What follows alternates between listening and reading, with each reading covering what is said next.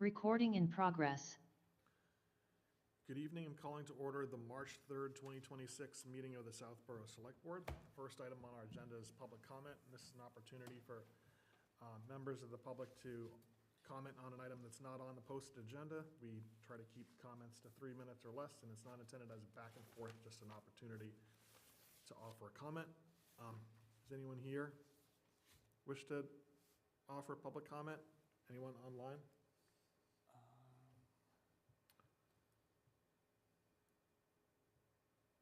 Okay. So then the next item on our agenda is a joint meeting with the school committee to review the developments from last night's special town meeting. Do you want to call your meeting to order? It's just Laura and Greg. Laura and Greg. Okay, great. So. All right, so I am calling the Southborough School Committee meeting to order on Tuesday, March 3rd, 2026 at 6:01 p.m. And we have three members. Roger Challen and I are present in the room, and Laura Kaufman's online. All right, so to review the votes that we had last night, I think the meeting went very well. Yes. In that the roof repair was passed, and all these votes were overwhelming, as well as Article 1, the feasibility study for the Neary renovation, and the other two alternative articles were defeated. So I think that this is good. It suggests that there is a consensus town meeting that we want to focus our time and resources on thinking of different ways of doing a Neary renovation, not exploring other sites. And we knew that if this happened, we would need to start a new building committee.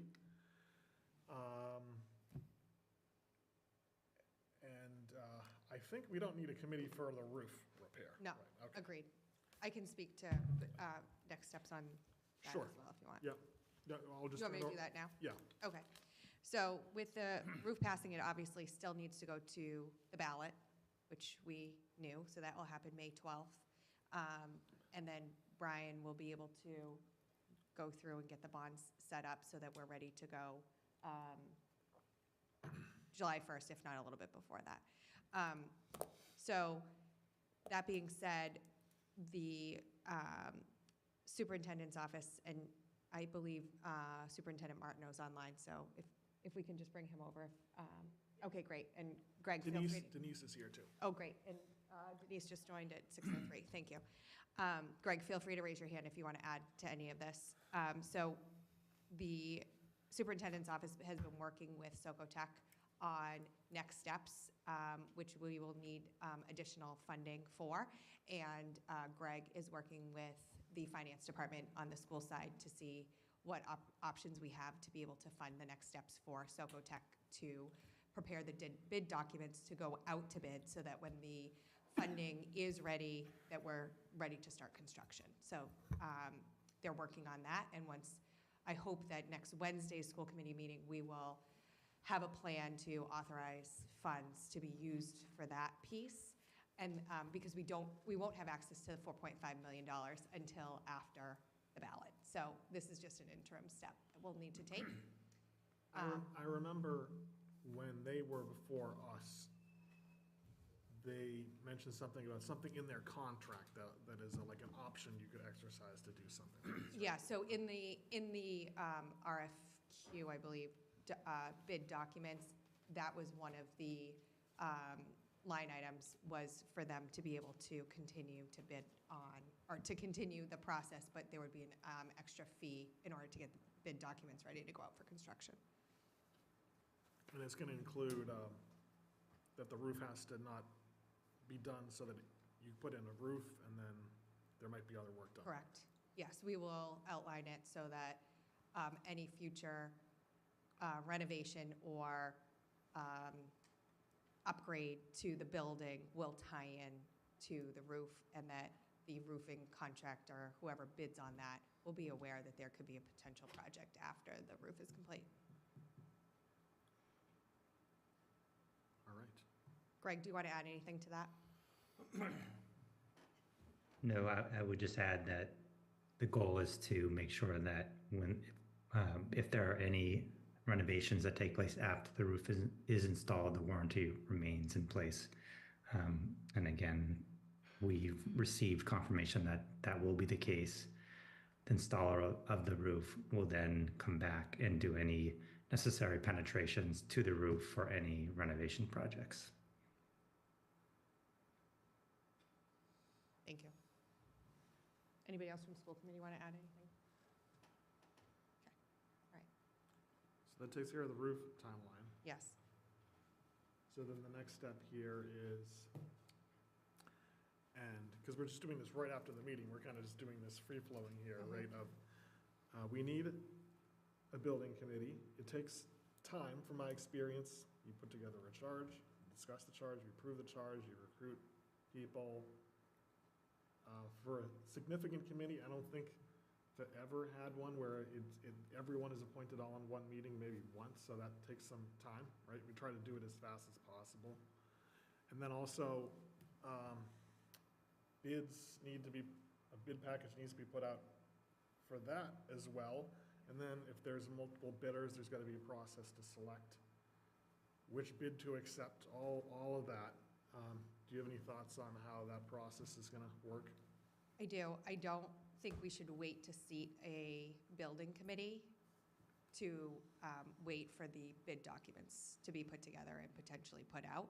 So I would recommend that at our, that school committee at our next Wednesday meeting, task the district with getting those bid documents ready, or even review a draft if they can be ready prior to that, and get those out as soon as we feel that we're comfortable with those documents. Well, I agree. So why, as chair, can't you ask Greg and his team to go ahead and get them ready so that you really could probably even approve them next Wednesday when you meet? So get that out ASAP. Greg, is next Wednesday a feasible timeline to have a draft or a bid document ready? It can be a target date, so we'll try, but most likely wouldn't be until after next Wednesday's meeting that we're ready to present to the school committee a draft to review. Could I jump in here with one small thing? There is a NERI building committee which existed until the last town meeting. Do you think it would be a good idea, I mean, I'll take direction from you, on giving the moving forward committee a slightly different name?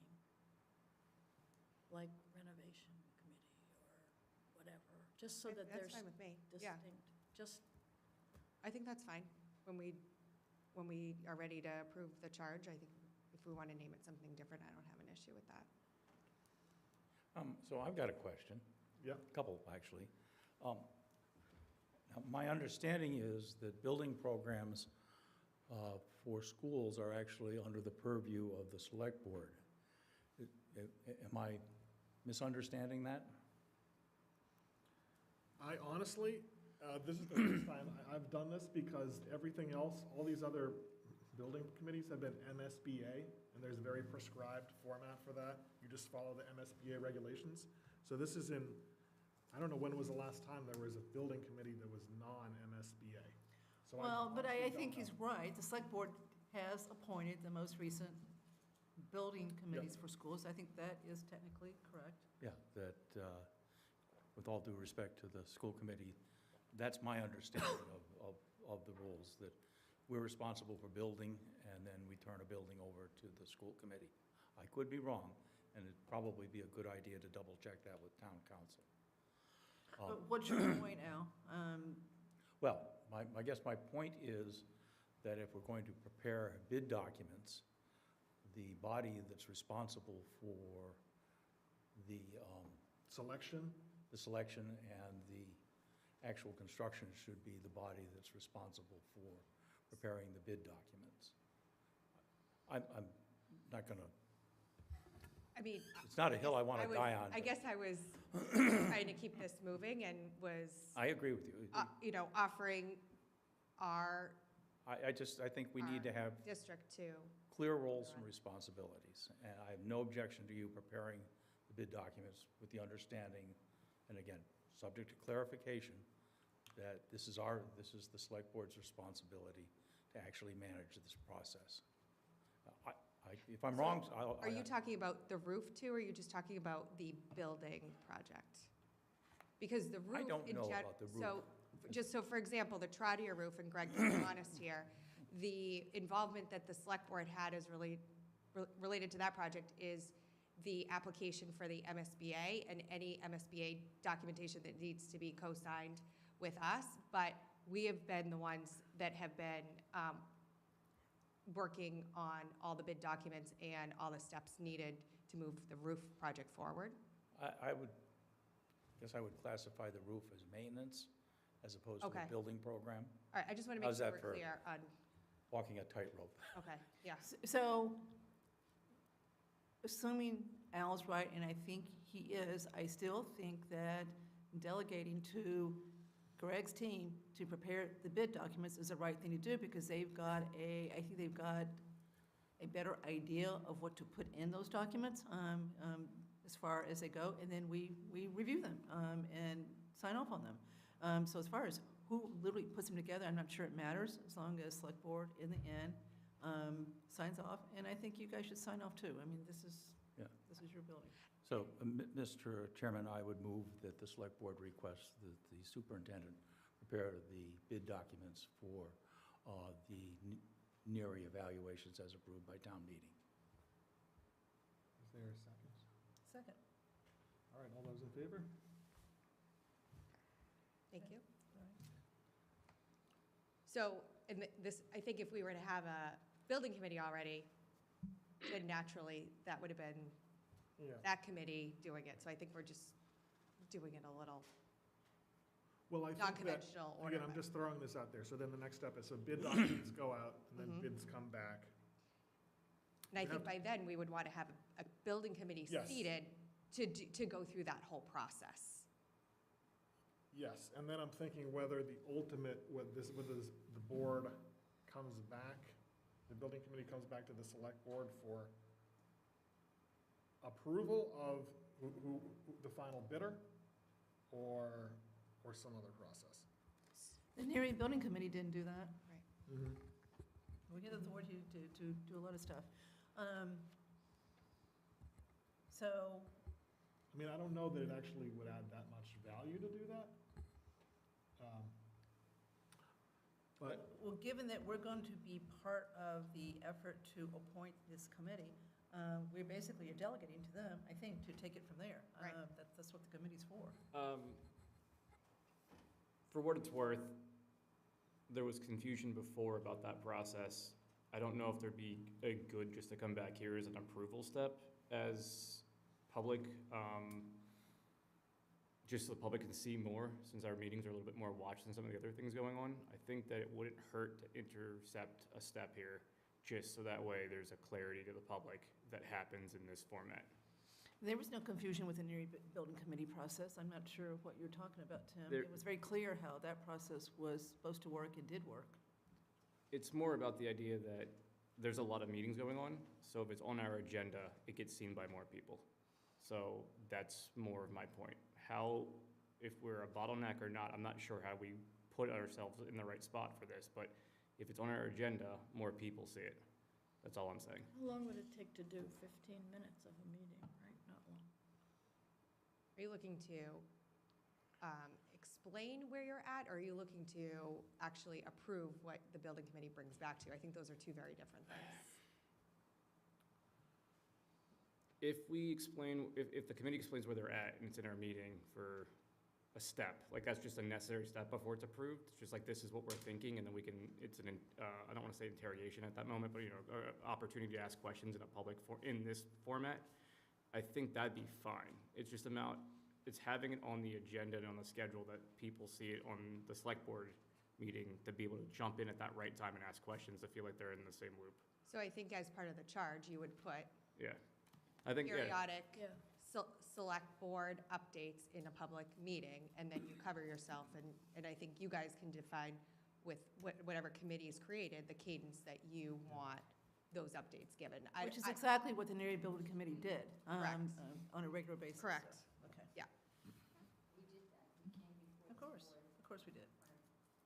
all right, so then, I think we're not gonna be able to solve all these things tonight, but I think we could identify the issues that we should consider, and then we come back. I think by the next meeting, we can start to review drafts of a committee charge, right? That's not Yeah. overly ambitious. So. I agree, but I would also request that we continue to ask the school committee to join us for those discussions and get their input into the charge and the input in the process. And I to think, appoint the looking people. back on, the successful outcome that we had last night, I think some of the, we had at least 3 joint meetings there that led up to that, between school committee and select board, that I think were Yeah. really helpful, including, even that one, it was a lot of detail, we're at night and having red lines of these articles up on the screen and working through them. I mean, we can't do that every meeting, something like that, but at least for this charge, it's something we should work together. I mean, the key issues here are, how many people are on the committee? And the appointing authority, and the classic question of whether you designate seats for representatives of certain boards, or whether you just say, whether you don't do it. You just have a kind of an open invitation. The 5 best people you can find, 7 best people you can find, 6 best people you can find. I mean, yeah. Al, what are your thoughts on this? On those questions? Somewhere between 5 and 7. Yep. I think I lean more towards 5, but Me too. just to move things along. It's going to be very, very important that, and this is going to be an unpleasant conversation for a minute, that this be seen as a credible process.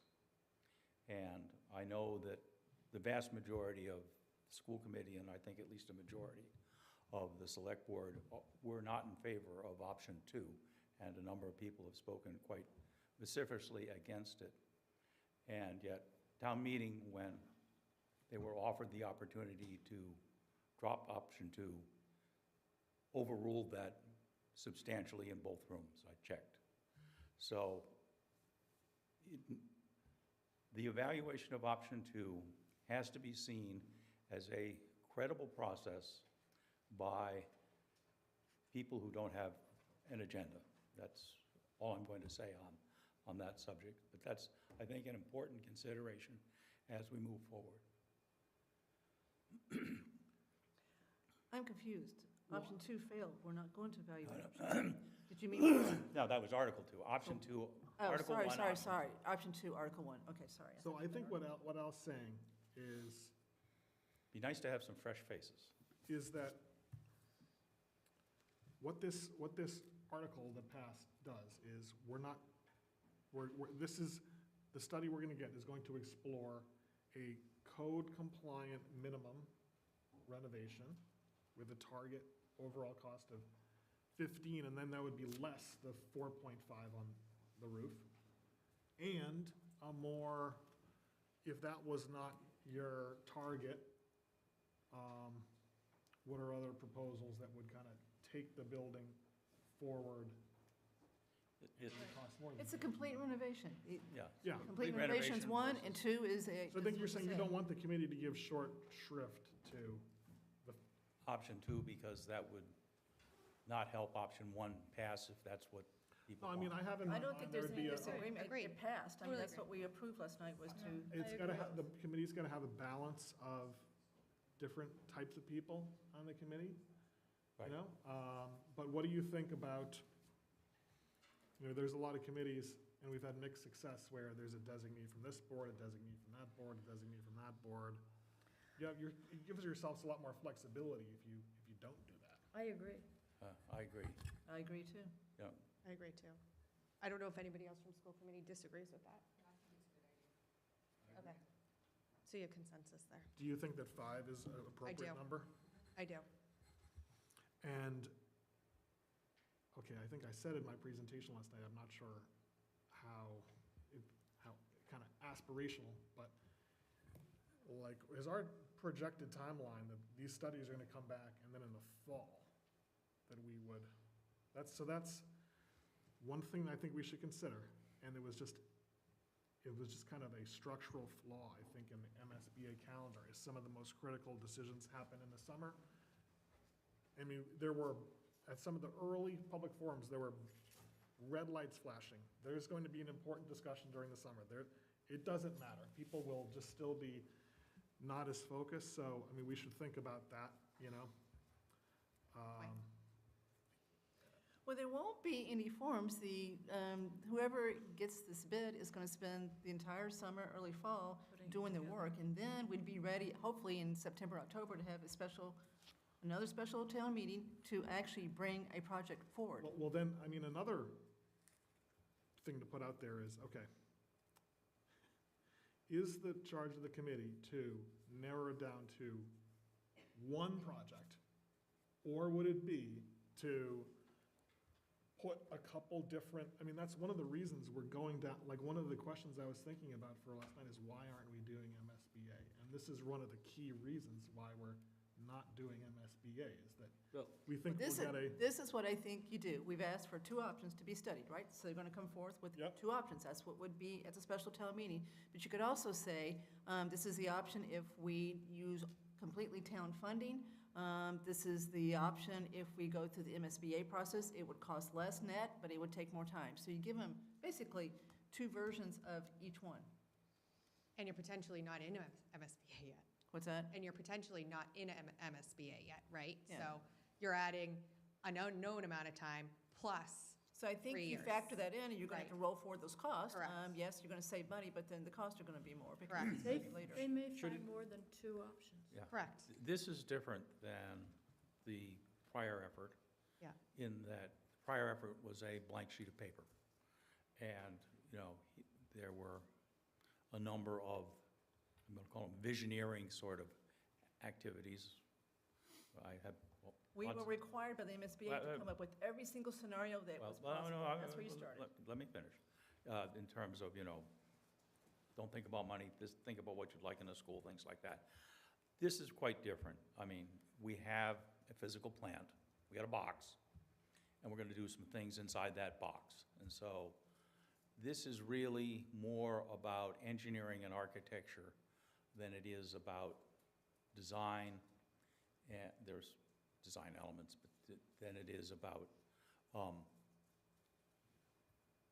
designing a building. This is a renovation project, one way or the other. And so I think there should be public forums to keep the public informed, but they're very different, I think, than the class of public forums that existed for the prior project. You know, this is a renovation project. Well, one of the things that occurs to me is, do we want to add on a new gym or not? I mean, that's another, it changes. That could be an alt add at the end, but there's still 2 options here, Marguerite. So they're not going to come forth and say, okay, now let's build it at Finn. That's off the table. So this is Neary, either a full renovation or a partial renovation. And you can either say, if we want to get state money, this is for the timing, this is what the cost would be. They can roll forward those costs, right? And then you can put an alt add because of the need to have a viable gym at Neary. Isn't there another opportunity at the same time for elements of the building to get reimbursed, and not the whole building? Like the way that Trottier's roof is getting reimbursed through the, So that would be through the accelerated repair process, or program, which would be the same process and timeline. is it easier though, to get elements fixed? No, because we're in the it's process same with Trotter Roof right now, and Greg, you can keep me honest here.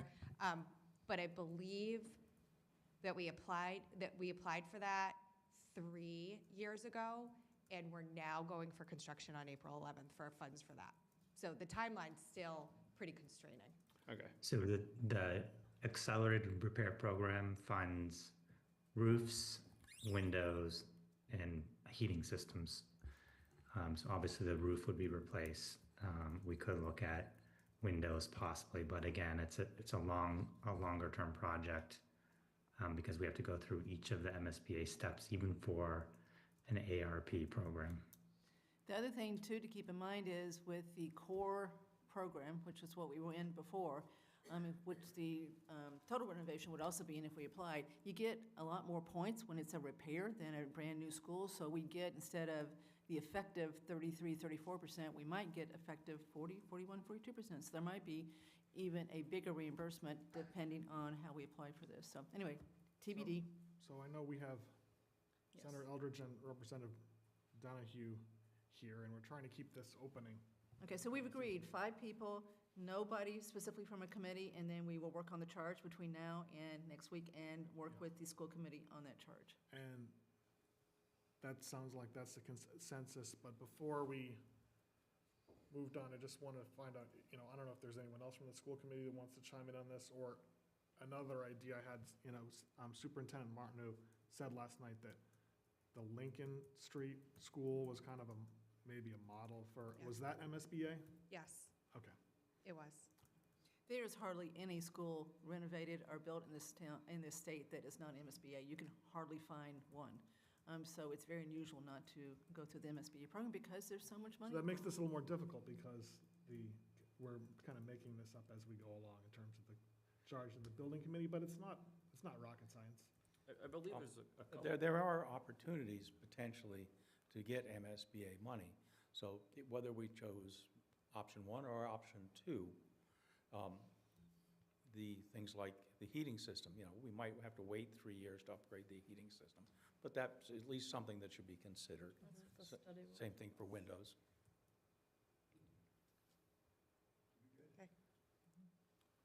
All right. So, So we'll wait to hear from. yeah, so we'll you plan on timing. taking this up at our next meeting on the 10th, Okay, all right?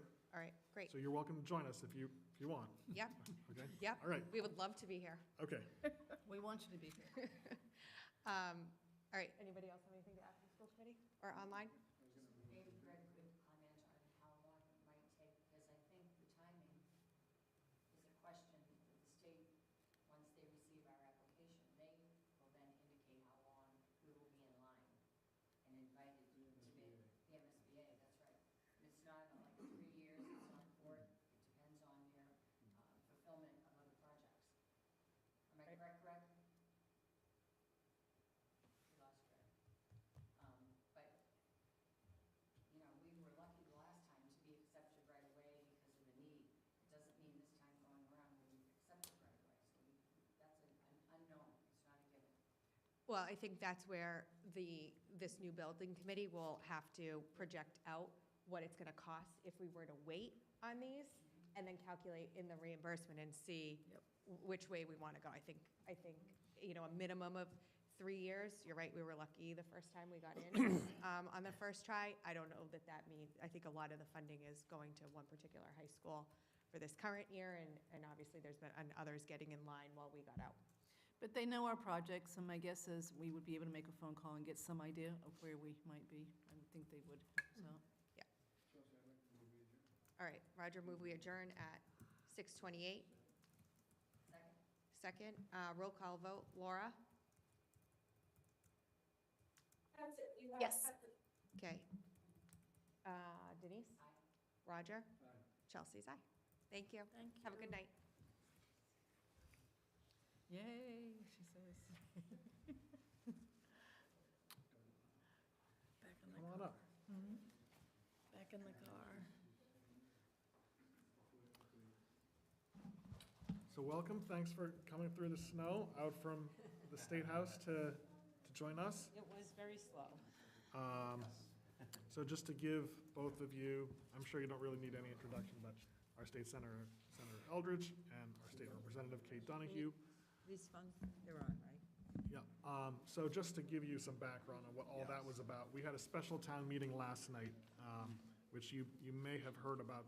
We had a big school building project in May 2025, and there was a special town meeting vote. It was an MSBA-sponsored project that would have closed, or would have replaced an existing 2-grade school with a new 4-grade school on the same site, and the town meeting did not approve it and didn't receive the approval at the ballot. So last night, we had a vote where town meeting approved funds to replace the roof on the building, and then what we did is we gave town meeting a couple different, the option to fund different feasibility studies of different potential school building projects. Some of which involved, consolidating closing schools and putting them into existing, moving grades around. And basically what the vote was that to focus on renovating this building. So what we're talking about there is a charge for. Right. So that, Thank you.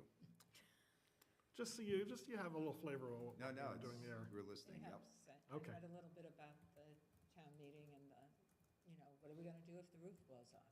Yeah. So, a very real question. Well, I think it's been a couple years since we have invited you in to, just give a regular update about what's going on at Beacon Hill and how it affects Southborough and municipalities. I think kind of the story, for my now fifth year on the select board, it's very different than it was in 2021 and when I was on the advisory committee in 2019.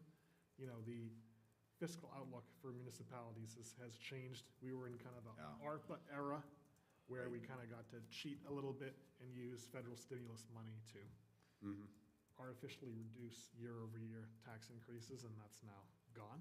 So we are kind of fending for ourselves.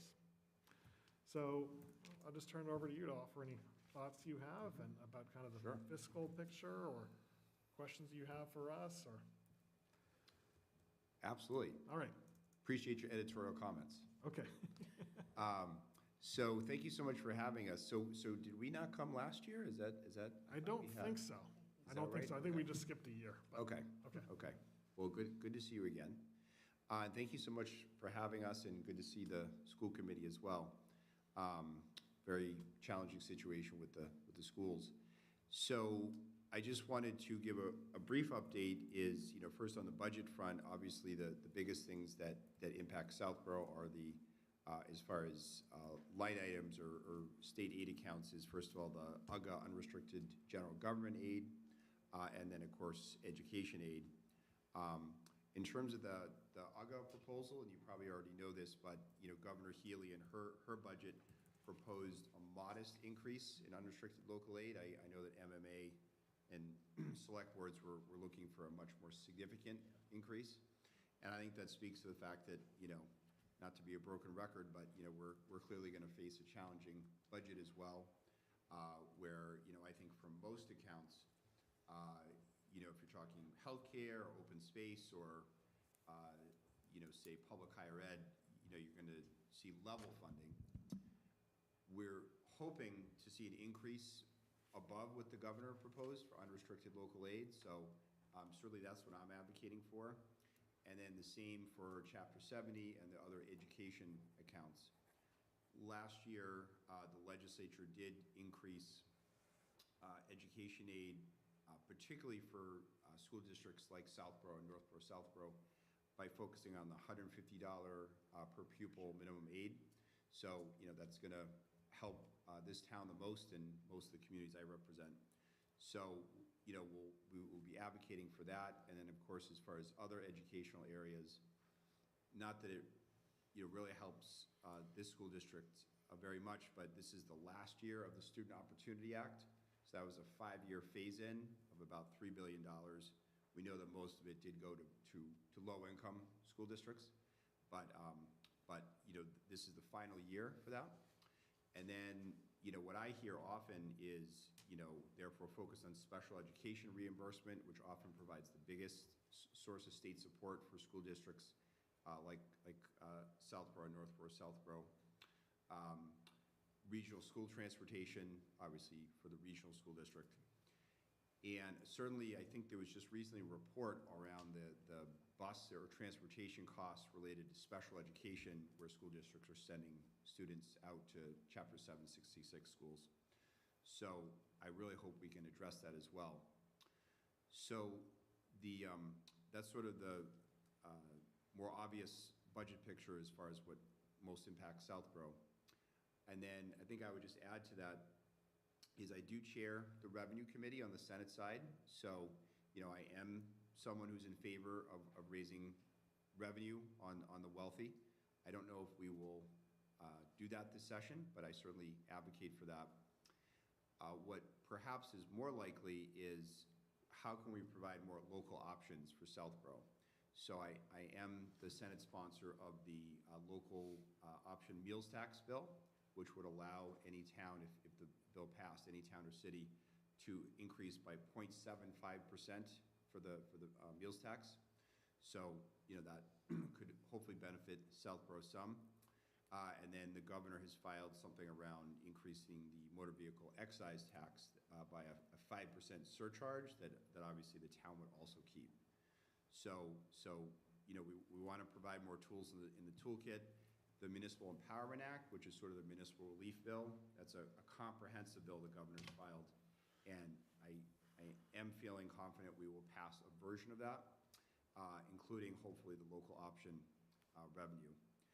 So that's the perspective from the Revenue Committee. All those bills were heard by the Revenue Committee, so they're pending in the committee. And I think other than that, just what to expect the rest of the session is that, we are going to pass an environmental bond bill. Many people in Southborough really treasure Southborough's excellent job of protecting open space. So that's more opportunities for grants to protect open space in Southborough, to provide things like the municipal vulnerability preparedness funding for climate action at the local level. So I know climate action, open space are big priorities for Southborough and Southborough residents and this board. And then I think soon we'll be passing a Chapter 90 bill for roads and bridges. And because of the millionaire's tax that passed in 2022, we have been able to increase that fairly significantly, I think maybe by like 50% or something. So that is more money for Southborough for your roads and bridges. So my sense is we will pass that soon. So that's another bond bill. And then just on the Senate side, hoping to pass a energy bill sometime soon. Advocate a lot for a bill around immigration, which I hear from a lot of constituents about. And then the Senate just passed, what the House already passed, the BRIGHT Act for public higher education, to invest in infrastructure in our public higher education institutions. So that's just a little perspective on what's happened at Beacon Hill, and great to be here with my friend and colleague, Representative Kate Donahue. So thanks for having us. Thank you, Senator. The senator did, as usual, an awesome job of the state of the budget.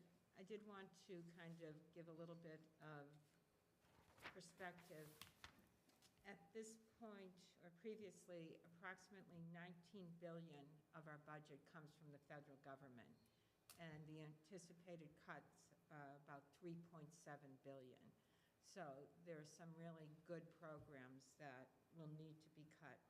As the senator referenced, the fair share is unaffected, actually performing better than predictions. So transportation education money should be reasonably stable. There'll be a very tight budget for everything else. So the House did pass an affordable energy bill with, it was very hard fought with I think a very well thought out compromise between some of the originally proposed cuts to clean energy goals while still addressing the affordability. So I think it'll be interesting to see how the two chambers differ and what comes out of the conference committee. So those were a couple of things. And I continue to work on some of the similar things. Nothing particularly relevant to Southborough. We got information from Mark Purple and his office with a few choices for what you're looking for earmarks for. And my office will be putting in for the tricentennial celebration. We have to, I do represent multiple communities, but hoping to be able to get the full $35,000 that was requested. And one of the other things that the senator and I have been working on a little very recently is a very Southborough issue, the issue of the radiation in hazardous waste. You're all familiar with that. Yep. And I've been talking to DPH as well as Dana-Farber, as well as the MMA. And it's a very, I understand it's been very costly for the town. And from the information I have, it looks like there might be a possibility of addressing the issue through regulatory change. DPH has been handling the day-to-day impacts of it in terms of what's been hitting the hazardous waste, but it's actually a DEP regulation, so multiple departments involved. And as I said, I flagged it for the MMA, and when I flagged it for them, Southborough was the only town, they hadn't heard about it from anybody, but I sent the information that DPH sent to me that included the other municipalities that have been impacted by this, so there might be a little more interest coming from the MMA side of things.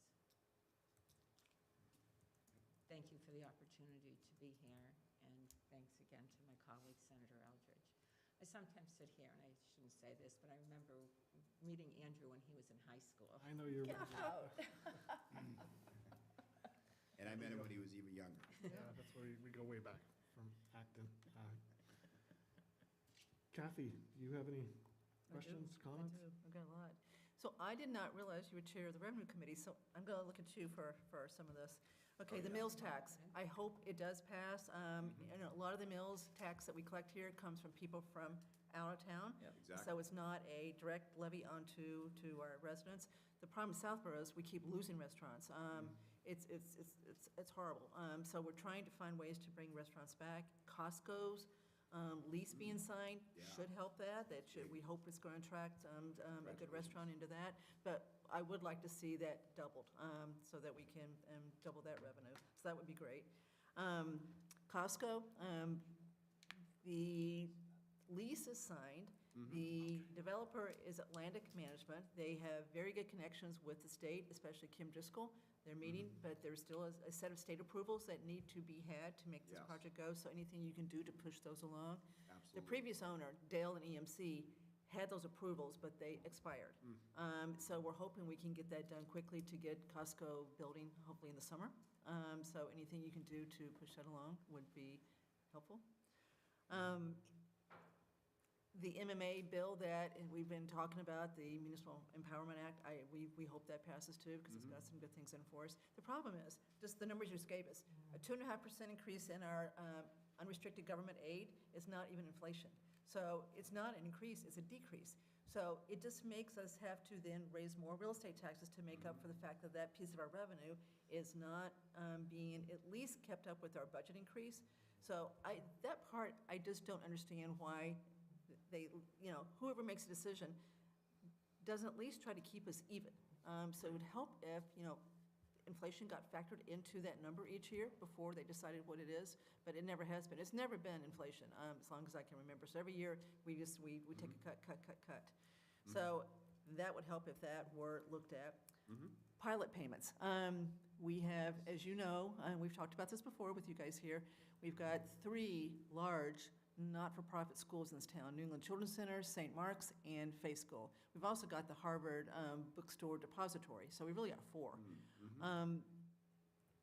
Those schools are strapped too for budgets, so we beg, they give us some money, nowhere near the cost of the services that they actually use. We don't expect them to pay the full dollar, but the bill that has been sitting, I guess, how long now, and the legislature, that doesn't seem to be going anywhere, that would at least require not-for-profits to pay 25% of what they would pay otherwise, seems to just be DOA, I guess, right? Yeah, I mean, it's just all the nonprofits obviously weigh in and oppose. Of course they do. I understand, big lobby, whatever, but it kills us in this town. It's a lot of money. I believe the last time I calculated, if those 4 entities were paying full real estate taxes, it'd be $5 million. Our whole budget is 70. So it's a huge loss of revenue for us. Most towns have 1 private school. We've got 3. So, again, literally beg, and, with some success, but nowhere near the cost of what they use. And they do use these services, police, fire, and roads for sure. So anything that could be done there to get, it would just help us if we had a state law to back up the begging that we do, right? So that there'd be something that they have to pay without us having to beg for that. Chapter 90, we got 50% one year, but the rest of the years have been, it's been like this, as far as the fair share going to Chapter 90, so it's not been steady, and it's not been 50%, so I don't know why. Past few years, ever since the millionaires passed, there's been increases, yeah. There has been, okay, but it's been like 250 one year, 90 one year, so we can't rely on it. So it'd be helpful to have some type of reliance. We've got a big set of roads we need to fix in this town. We are going to town meeting in April to get a $25 million bond approved, so we can try to fix everything faster than we normally do. So more Chapter 90 money, or at least money we could rely on. Right now, our superintendent doesn't want to rely on the fair share piece because it's just been so unreliable. We've gotten some, but it's not 50%. One year it was, but not the rest of the year. So if we could just have some type of reliable number that he could factor into his numbers, that would be helpful too. And then I think what I would say is that what you've gotten over the past couple of years, expect that to continue. But it's gone like this. No, not since the millionaires tax has passed. It has had increases and it's stayed there. It's never decreased. Because that's where part of the millionaires tax is going. So I'm just going to beg to differ very politely and send you the numbers and show you, because I've seen the numbers in the last 2 weeks, and they have done this. So I would love to see those. I'll show them to you. So, but again, if we knew what we could rely on, he would put that in his numbers. Right now, he doesn't want to do it, so he just relies on the normal Chapter 90 distribution, because we know how to compute that. Let's see, the last one is, did I hear you say we're trying to find more ways to tax the wealthy? Exactly. More than the 9%? There's other more wealth taxes, but, all the things you're talking about, if we're talking about increasing budgets, the revenue has to come from somewhere. We have to pass a balanced budget, unlike the federal government, It does. I just have personal experience with the exodus of very wealthy people because of the fair share tax. So I'm glad that you think it's above what it was supposed to be, but I'm not sure it's going to stay there. Once people have kids grown, they say bye-bye. And they take the income tax, not only the 4%, but the 5% with them, and then they take the estate tax. Then they come back up here in the summer and suck services. So most of the studies show, I know there was an initial study, but most of the studies show that about the same number of wealthy people, like other people in different income levels, are leaving the state, but it hasn't increased significantly since the millionaires tax passed. I'm just not sure how reliable those numbers are, Jamie, but I could be wrong. I'm just saying. Well, I would say think about the fact that there's an even greater amount of millionaires tax revenue coming in. The projection was around $2 billion, and it's around $3 billion. So that speaks to the fact that obviously there's a lot of millionaires that are staying here, right? Well, I think the initial estimate was 3, and it is 3, so I'm surprised. No, the initial estimate was $2 billion, and it's $3 billion a year. And I'm actually shocked because of who I know have left the state. So all I'm saying is, you want wealthy people in the state because they spend a lot of money, they employ a lot of people, so we don't want to have a state that truly encourages wealthy people to go live someplace else for tax purposes, yet come back here when they want to and not pay taxes here. So that's just my moralizing as far as that goes. Okay, I think that is my list, Andrew. Marguerite? This isn't directly about services for the town, but it kind of is. What are the trends that you're noticing in the state about regionalizing fire and police services? And, because that is a budget impact, right? I've certainly seen more regionalization of dispatch, yeah, but not, individual towns providing regional fire, yeah. So, I assume it's a third rail issue and will never happen. can you? We're actually going to begin a discussion about that Further later down on on the our agenda. agenda. Good luck. Okay. It's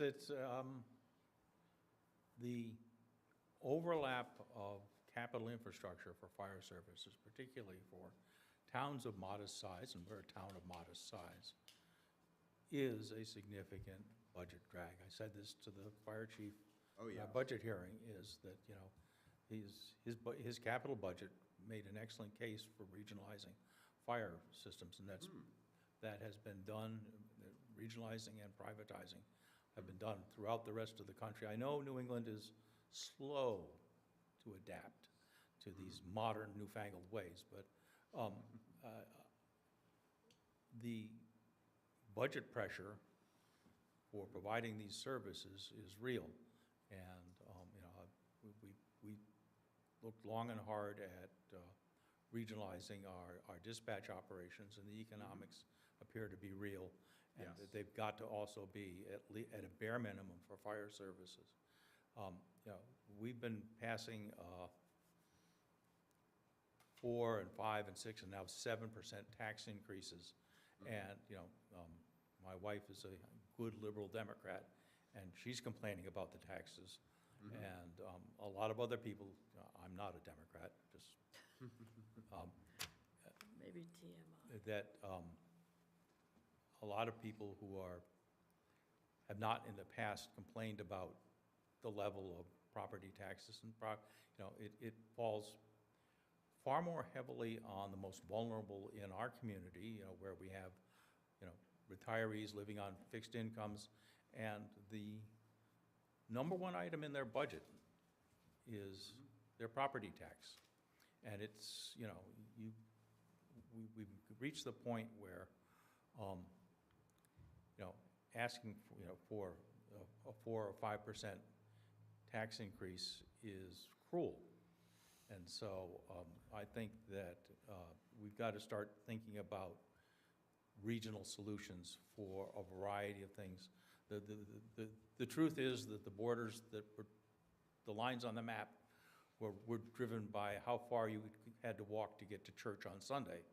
That's how our borders were drawn. And they don't make sense. And I know this is, an act of heresy, but, they'll probably burn me at the stake or they'll tar and feather me. But we need to start thinking about regional solutions a lot more seriously. Absolutely. I think the only thing I would be the point, and I agree with you, Al, is that the tax, I don't want to speak for Rep. Donahue, but the tax I hear the most about is the property tax. And that discussion that, I'm trying to bring up is that if you well tax or you tax corporations more, you can reduce the burden of the property tax increasing. Well, we'd like to have a lot more commercial business in town. So, we've resisted a split rate because we want to make Southborough a place where people would like to locate a business. Lack of sewer services is a challenge, but the reliance on the property tax is going to cause some real heartburn soon. And, I agree with Kathy that, don't kill the golden goose. I sold a company in here, and it was a close-run thing as to whether we established residency in New Hampshire, because it would have been worth a non-trivial sum of money to me to do so. And you can thank my liberal Democrat wife for the money you got that year. But you're running dangerously close to killing the golden goose.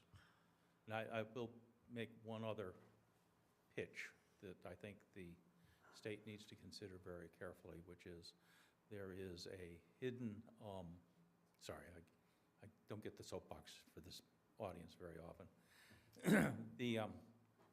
There is a hidden economic strength in the Commonwealth that is a network of small companies. Small and medium-sized companies that you find in every commercial development. You see the little signs on the doors. And, when I had my company, one of the things I realized was you could find an expert in almost anything within 50 miles of where we were. There was, very specialized power supplies or RF simulations.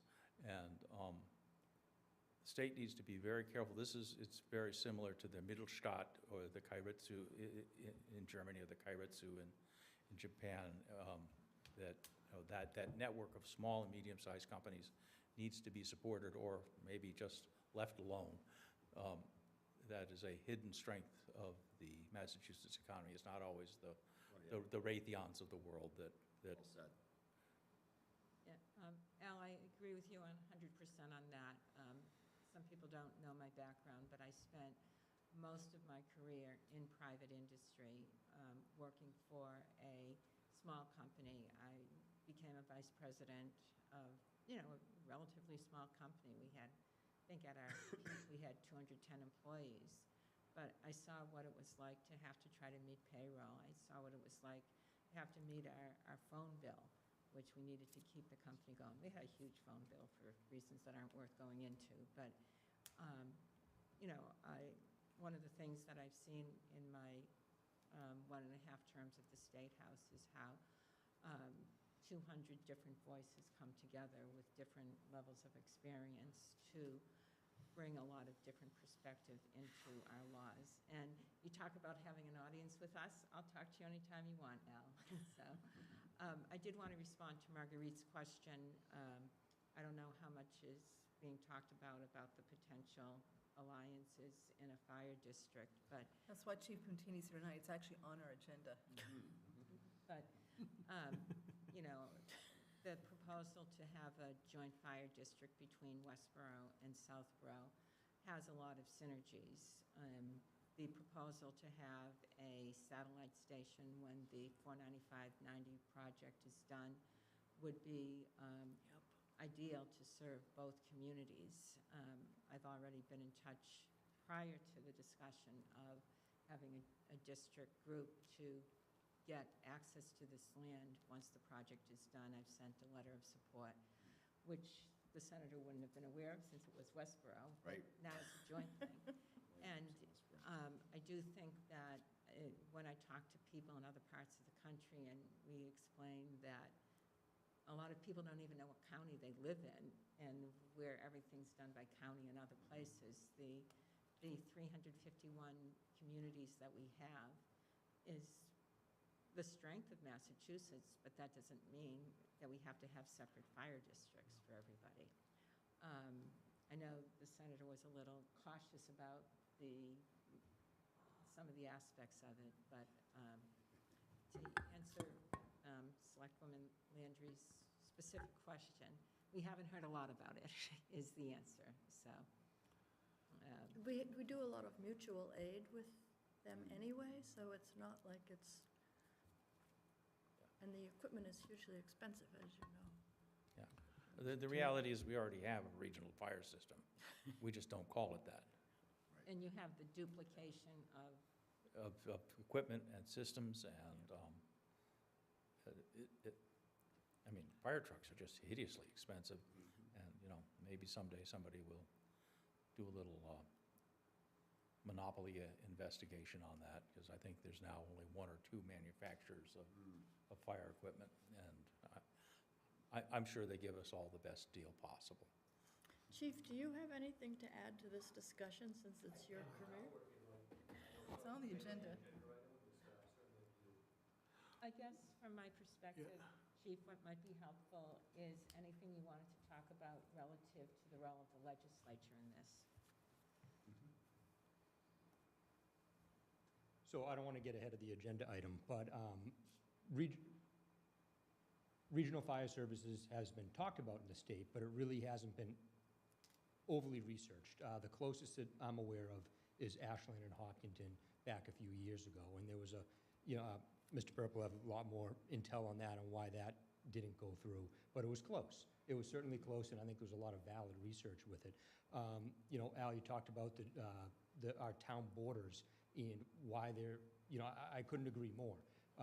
My previous employment, when we went through a national accreditation process, we had site visitors all across 5 from different parts of the country come visit us in our station. And we explained how the Massachusetts Fire Service worked, and they couldn't understand it. So it's true, and it's different for us to hear that perspective because it's what we grew up in. It's a system that we came through, so it's what's normal to us. And then you start hearing other perspectives from other parts of the country, and town lines aren't a thing. It's county lines and beyond. And in special districts, we talk about a lot of the stuff that's duplicated is maybe the things that shouldn't be duplicated, right? Like our reserve pumpers, being able to have a reserve aerial ladder, different people in charge of EMS systems, but stuff that should be duplicated is not. Our operating policies, our response guidelines, because we all live in our own silos defined by those town lines. And I believe what a regional system could potentially do for us is help break those town lines, break those silos down, and start operating more harmoniously between each other.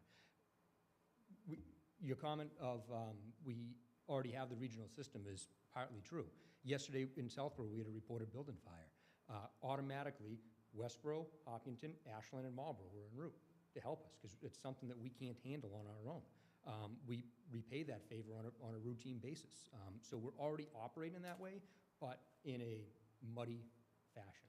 So, I'm really interested in the research of what does a regional system look like and what are the benefits to a community like Southborough. It's a lot of questions with no answers, where I think a lot of research is certainly warranted and valid, and it should be something that other communities are looking at throughout the state. Okay. I know we're going to talk about it later on the agenda, but is there any other specific state role for the state legislature in helping with this? Or? He asked for a feasibility study. Yeah, I think it's the assistance with the research. Like I said, Understood. I don't want to get ahead of myself, but it's on the I saw it on the list for potentially funding a feasibility aspect of this and this venture with Westboro. Okay. And I think that's where Yep. the states could certainly help us because it is a buzz topic. It is something new. There are regional areas in the state. So like Centerville, Ossipee, Master Mills, Calm Fire. That's a regional fire department, but it's based off a water district.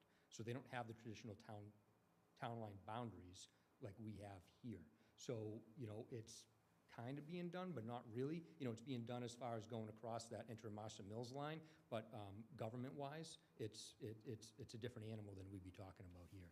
So the last that I'm aware of that's been researched at depth is Ashland Hopkinton, which is aging on 10 plus years. So I think that's where funding to help us research and get a today's perspective would be really valuable and important.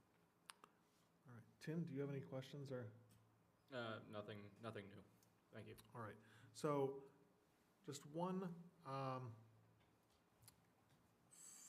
thing that I would ask about is we have an annual kind of budget summit on a Saturday where Select Board and the Advisory Committee meet together, and we bring in the larger departments. And the regional school committee was talking about special ed topic I know you hear about from municipalities all the time. And they had brought to my attention they had sent a letter to both of you and also to Senator Kennedy and Representative Kilcoyne. And this has brought up a topic which probably comes up every year about whether we can establish a mechanism to fund out-of-district special ed placements at the state level rather than through town expenditures. Do you think there will be some progress made on that, or is, I know this is kind of what are your thoughts on this? Mm-hmm.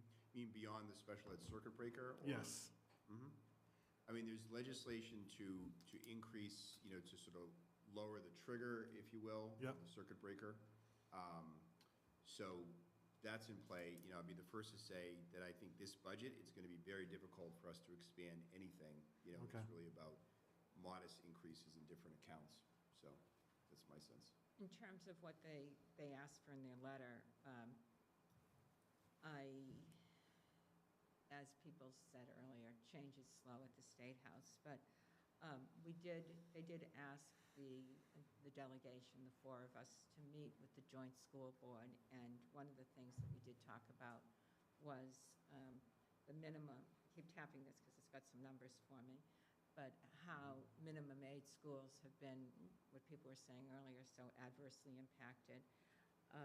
But the numbers show that between 2007 and 2023, for the Northborough, Southborough school district, state aid grew by $900,000, while district costs grew by $8 million towards, the points people were Yeah. making earlier. Yeah.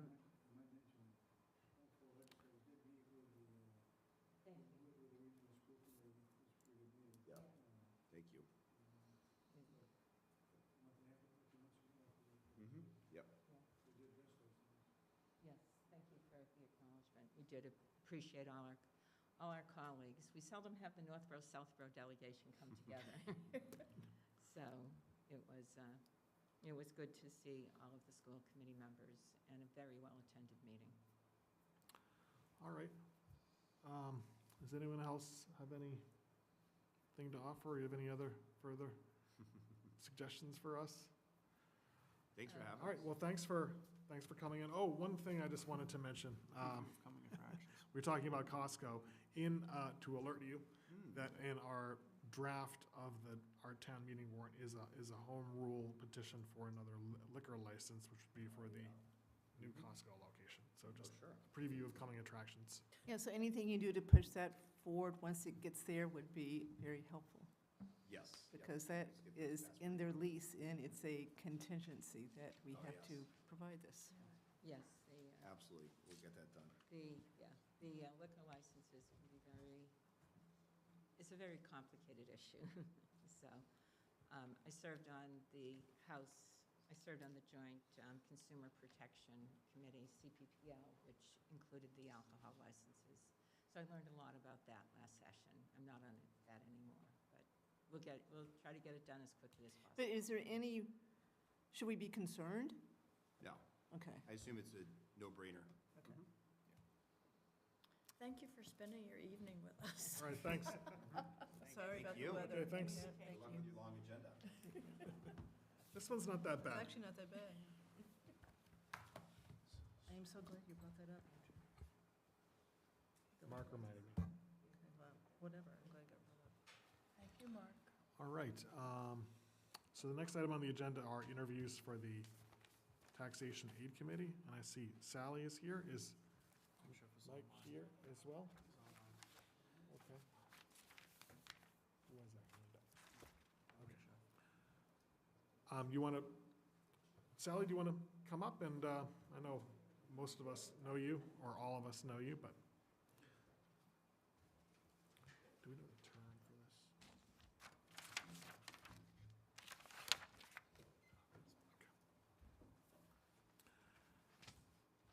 I think most of us know who you are, but it looks like you got a prepared statement. Well, I did want to say a little bit about myself, Sure. because I don't want to just be recognized as the guard at the town meeting door. Anyway, so I've lived here in Southborough now for 50 years, and I have 2 children that went through the public school system here. I myself taught public school for 35 years in another school system. I taught history, social studies, and so forth. My volunteer work includes, I was recently recognized by the Boston Athletic Association for 30 years of service as a volunteer, and I head up a team of 100 volunteers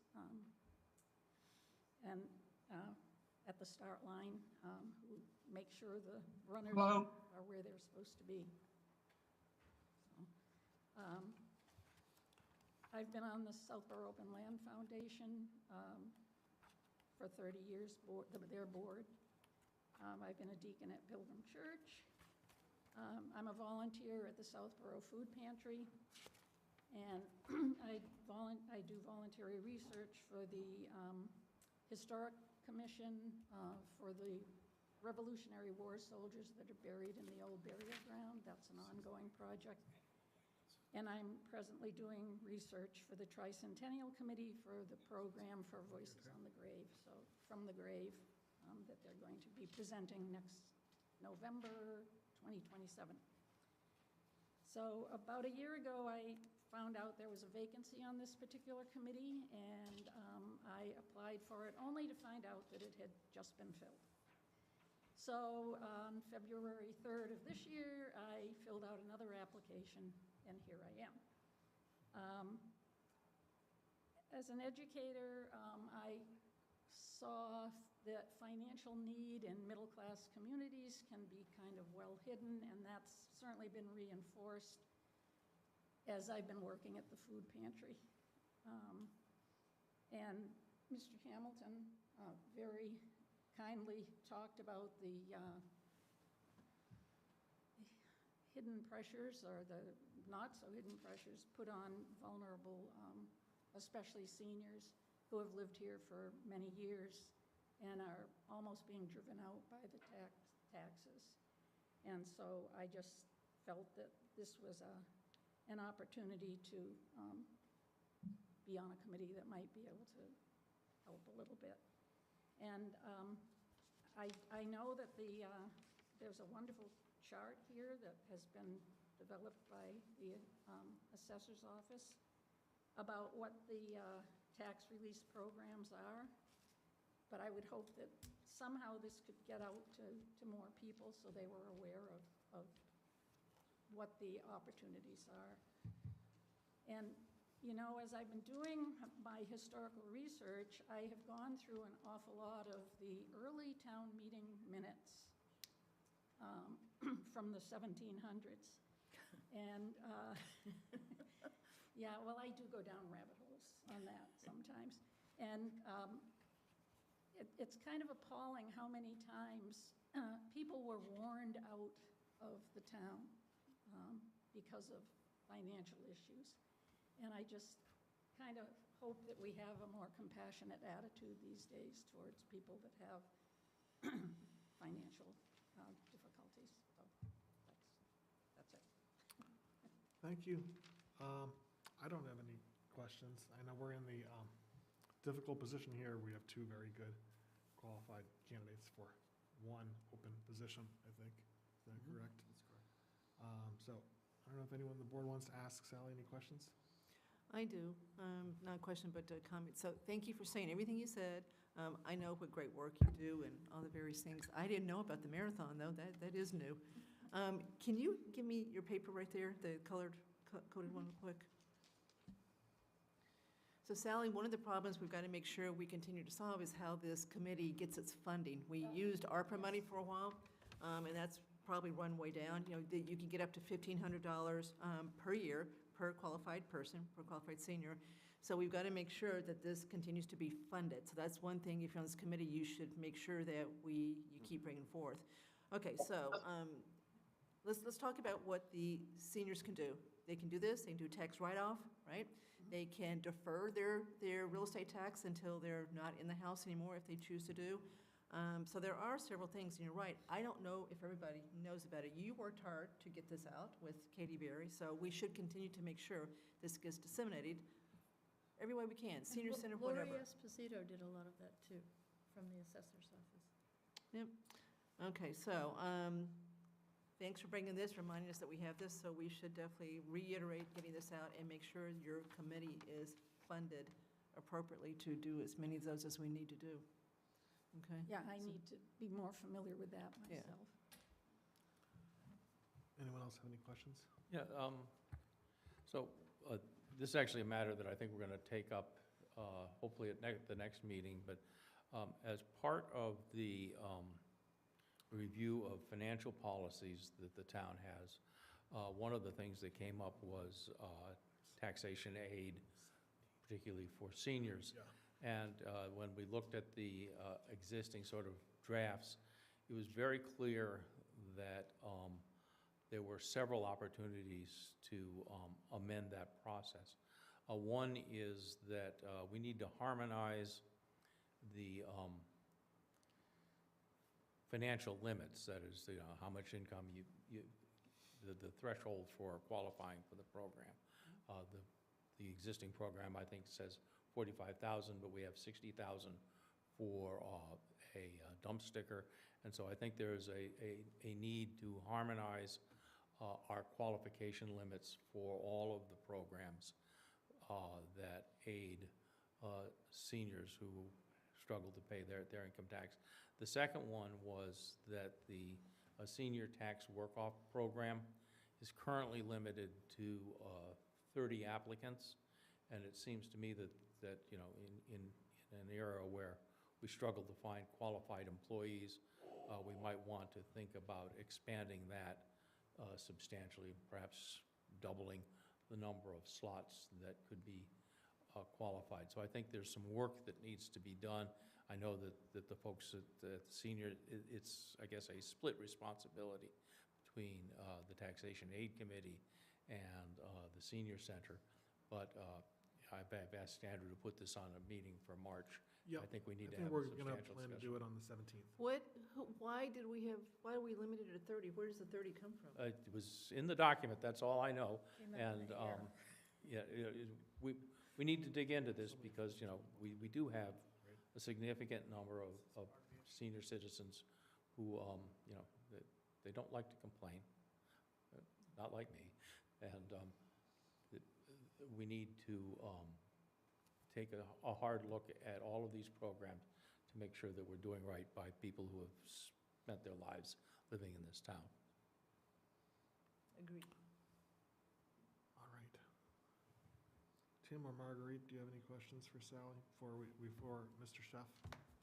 Is Mr. Chef here? He is. He's online. I don't know that he'd like to talk to us as well. No, he will. Okay, I was just saying before okay, we bring on Mr. Chef. okay. I appreciated the background, so I'm good on questions. Okay. Mike, are you there? Can we bring him over? Okay, thanks.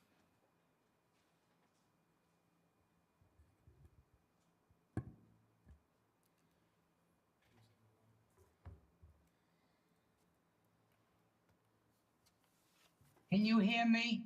Yes. Oh, good. Excellent. Glad you can hear me.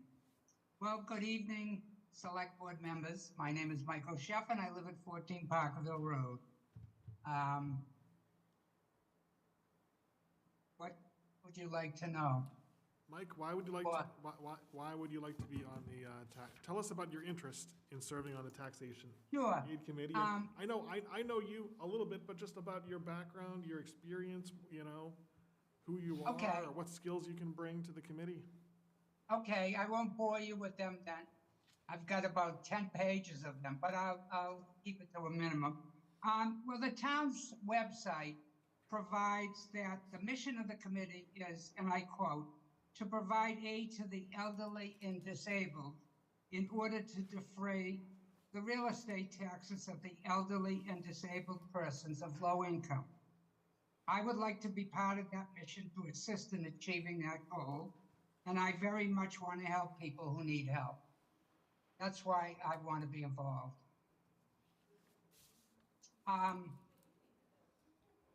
I have worked in audit, tax, and finance positions for most of my career before retirement.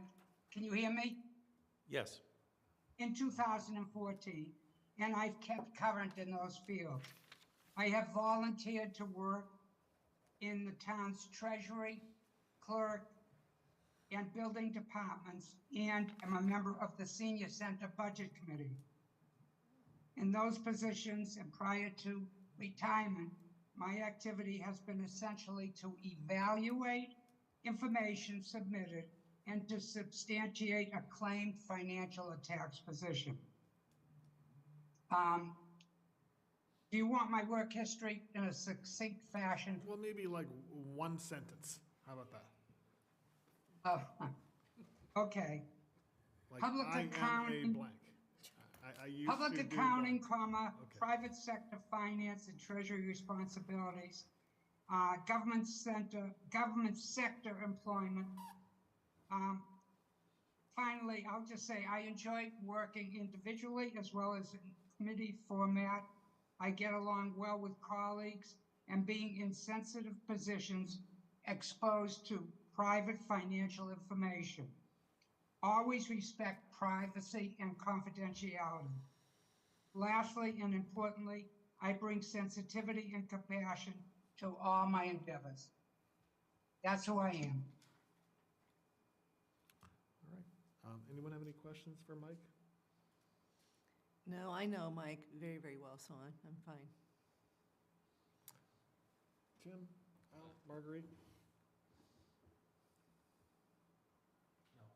I'm good. Okay. All right, so I don't think we've been in this position for a while. I'm trying to remember, there was maybe 18 months ago, we had, 4 people apply for one open position on the Housing Housing Authority, Authority. something like that. Yeah. Yeah. So we're not going to go wrong. We have 2 good candidates.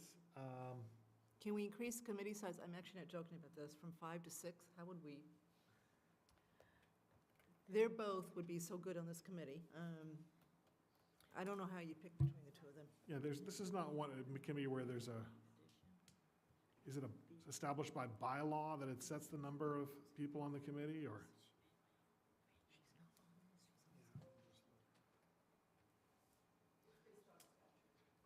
Oh, it's a statute? It's a statute? That says how many people?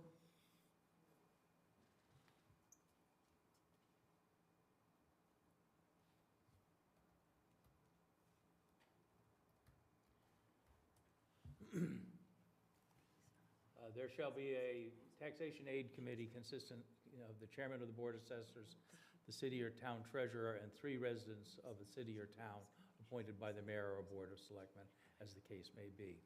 So What did you 3 say, Al? I'm sorry. I was just reading what I think is the bylaw, the statute we accepted.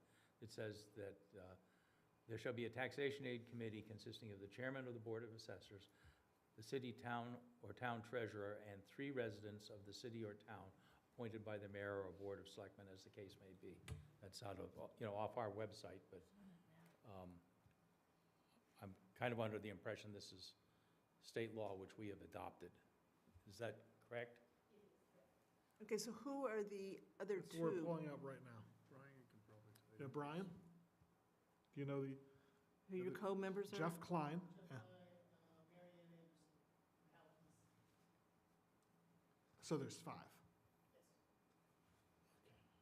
Okay, so Jeff Klein's the assessor, you're the treasurer. Who are the other 3? Okay, so, okay. Yeah, okay, yeah, there's 1 open position, and these are 1-year appointments. All right. Well, I'll go first here.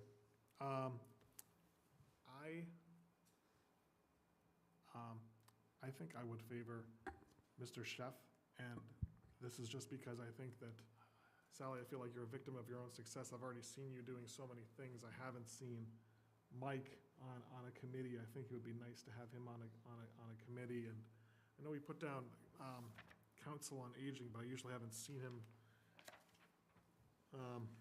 in that role, so I think that would be my vote. But I certainly hope you understand that there's no, again, this is a difficult position where we have 2 outstanding people. If we could just solve the problem by increasing the size of the committee, that's what I'd prefer to do. Anyone else want to? Ms. Waters has got the big advantage that if you want to get something done, find a busy person. But I think Mr. Sheff with his financial background, is probably the better choice at this point. I support Sally Waters. I think with everything that she's done in this town, she's got a great background to do this, and I know how hard she works, so I am going to vote for Sally. I support Sally because she applied last year, and she applied again this year, and I've known her for a long time. She's compassionate, she's discreet, and she's hardworking. All right, Tim. Oh, Tiebreaker. I'm the tiebreaker. I think this is a hard spot to be in because you both sound great, and I don't have the same personal connections you guys have, some of my colleagues up here have, but Sally, I just kind of saw, as you were talking, the passion you have for this and the places you are, so I think you both would be great, but I think, Sally, you have my support at this time. All right, so then I move that we appoint Sally Waters to the Taxation Committee for a term not to expire June 30, 2026. Second. All right, all those in favor? Okay, congratulations. And thank you very Oh, much. thank you for your consideration. Thank you, Mike. and please, we're going to find another good place for you. Yes, we will. Oh, thank you. All right. Okay, Council on Aging is not going to happen. They did a presentation, and then this, Doug wanted to come at a different time. So it may be on the 17th, TBD. Is Kayla Monzak available? And we have in our packet, I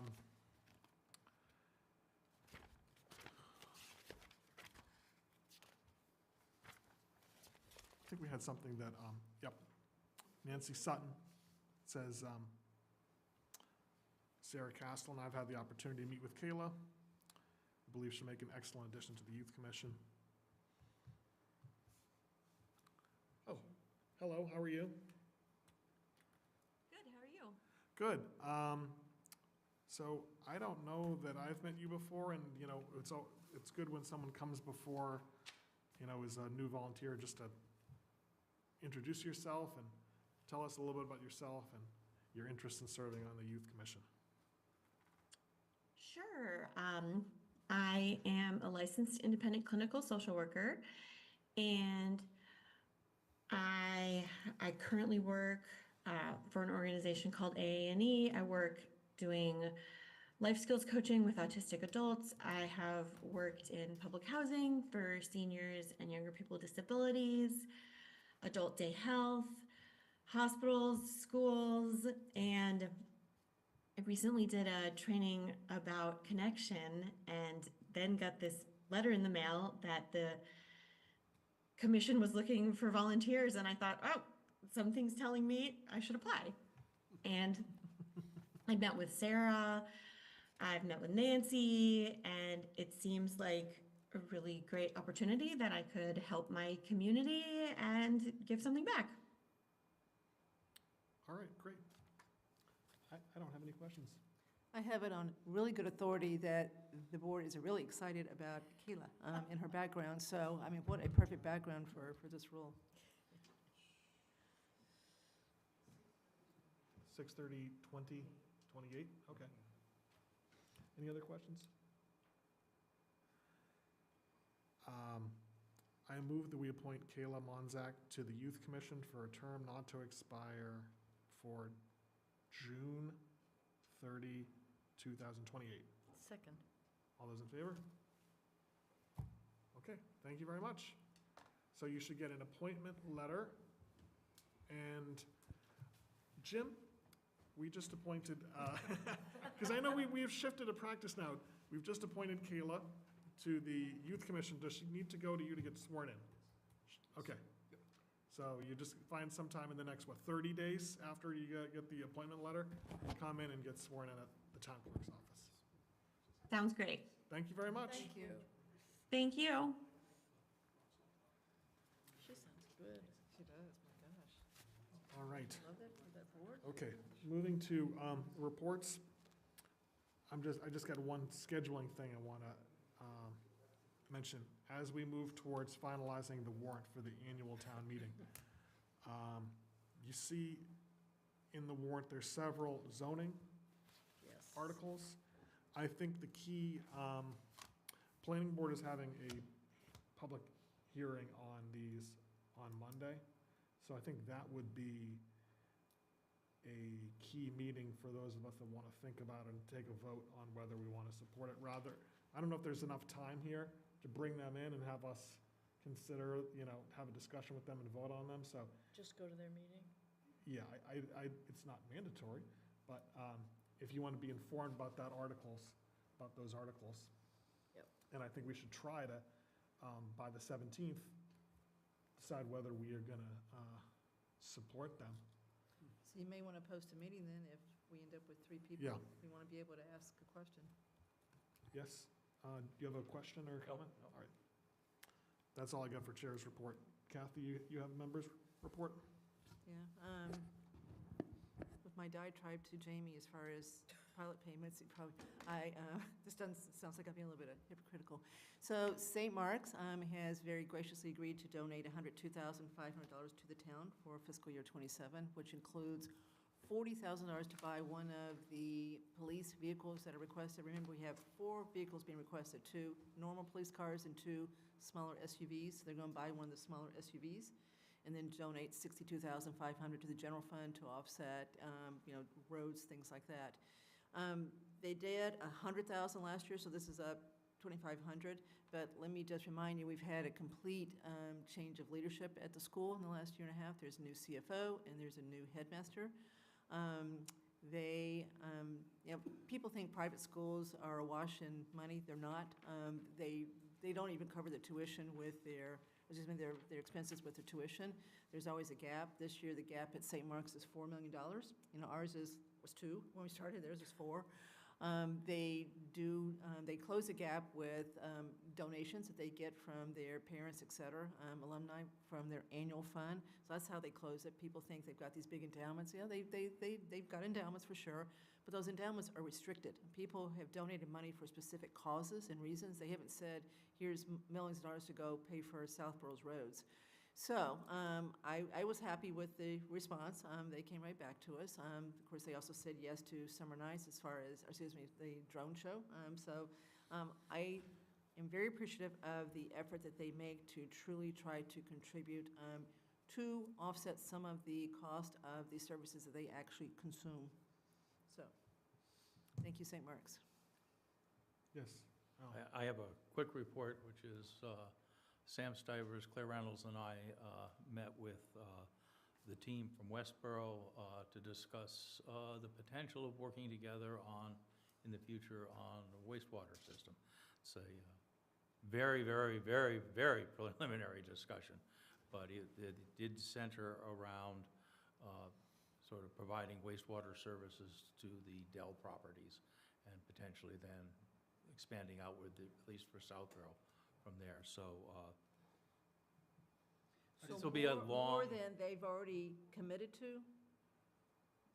There were no commitments. This is what we're doing, thinking about. This is what they're thinking about.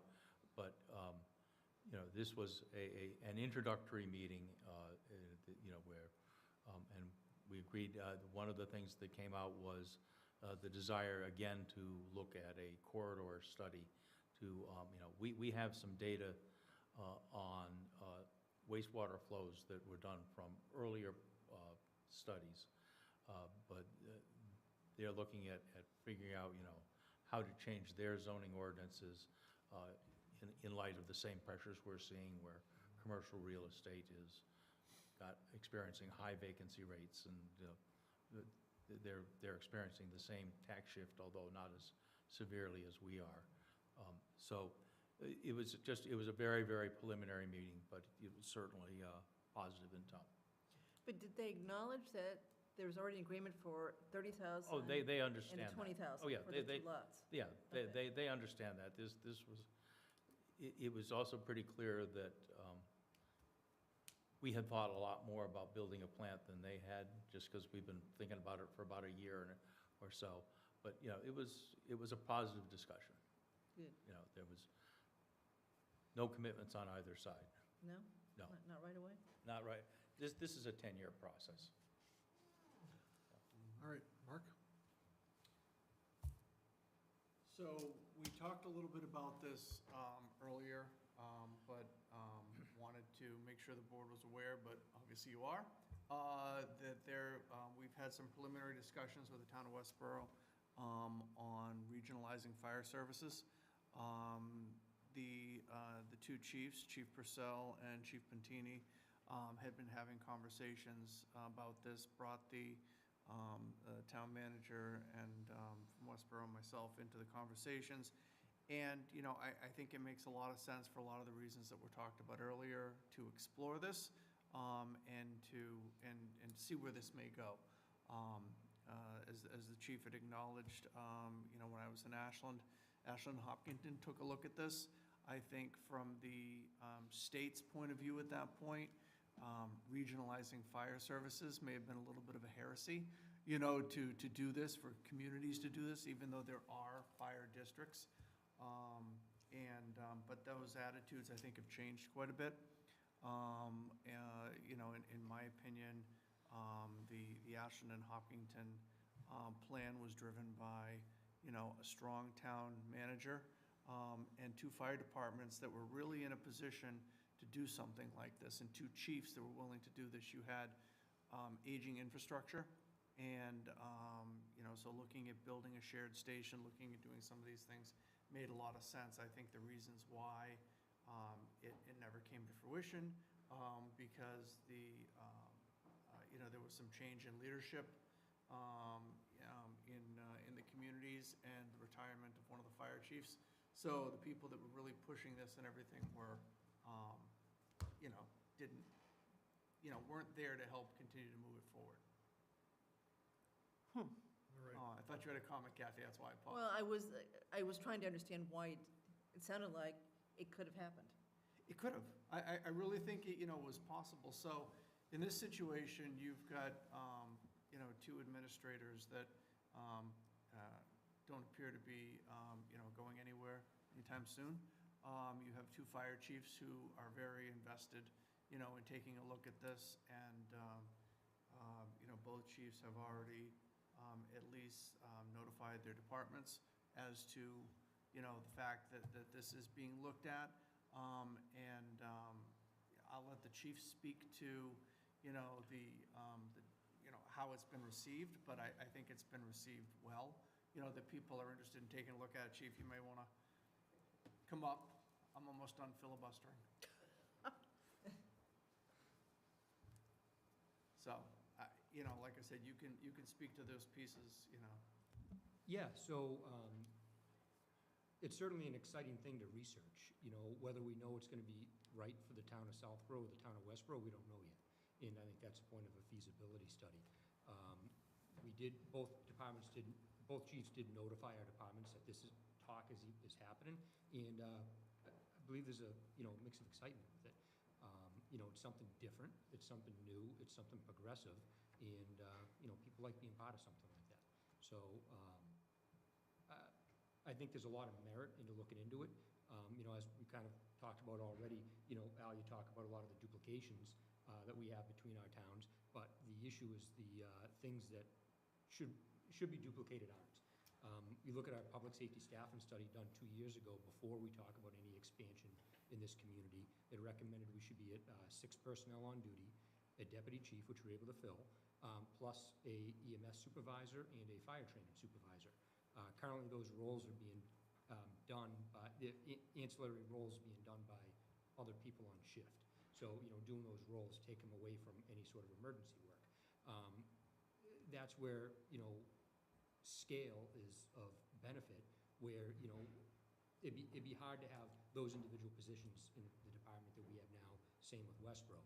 Now, all of a sudden, we look at a larger system, and now there's opportunity to really enhance our services.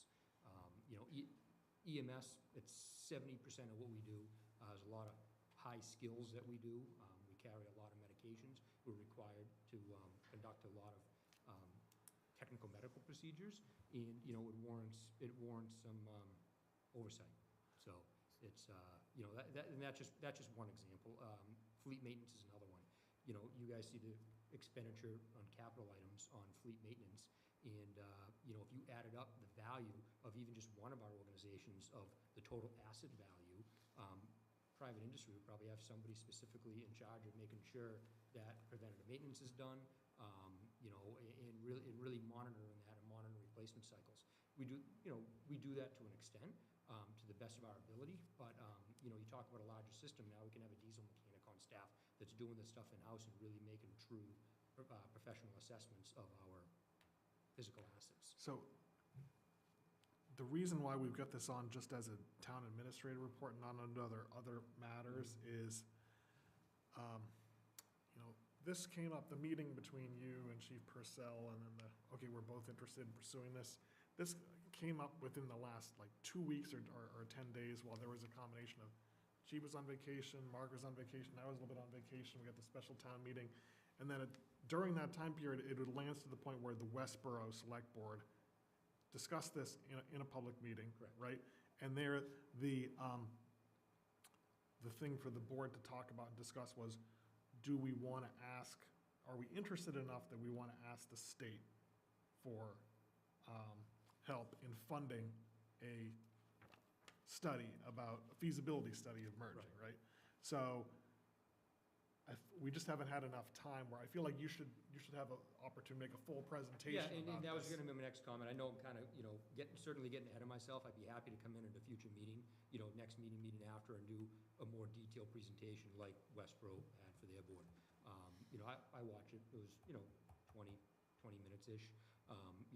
And they had a lot of great comments, and Chief Purcell put together a pretty good, slide deck that we. Do you recommend we look at that video of that, Yeah, Okay. I would, certainly no harm in doing so.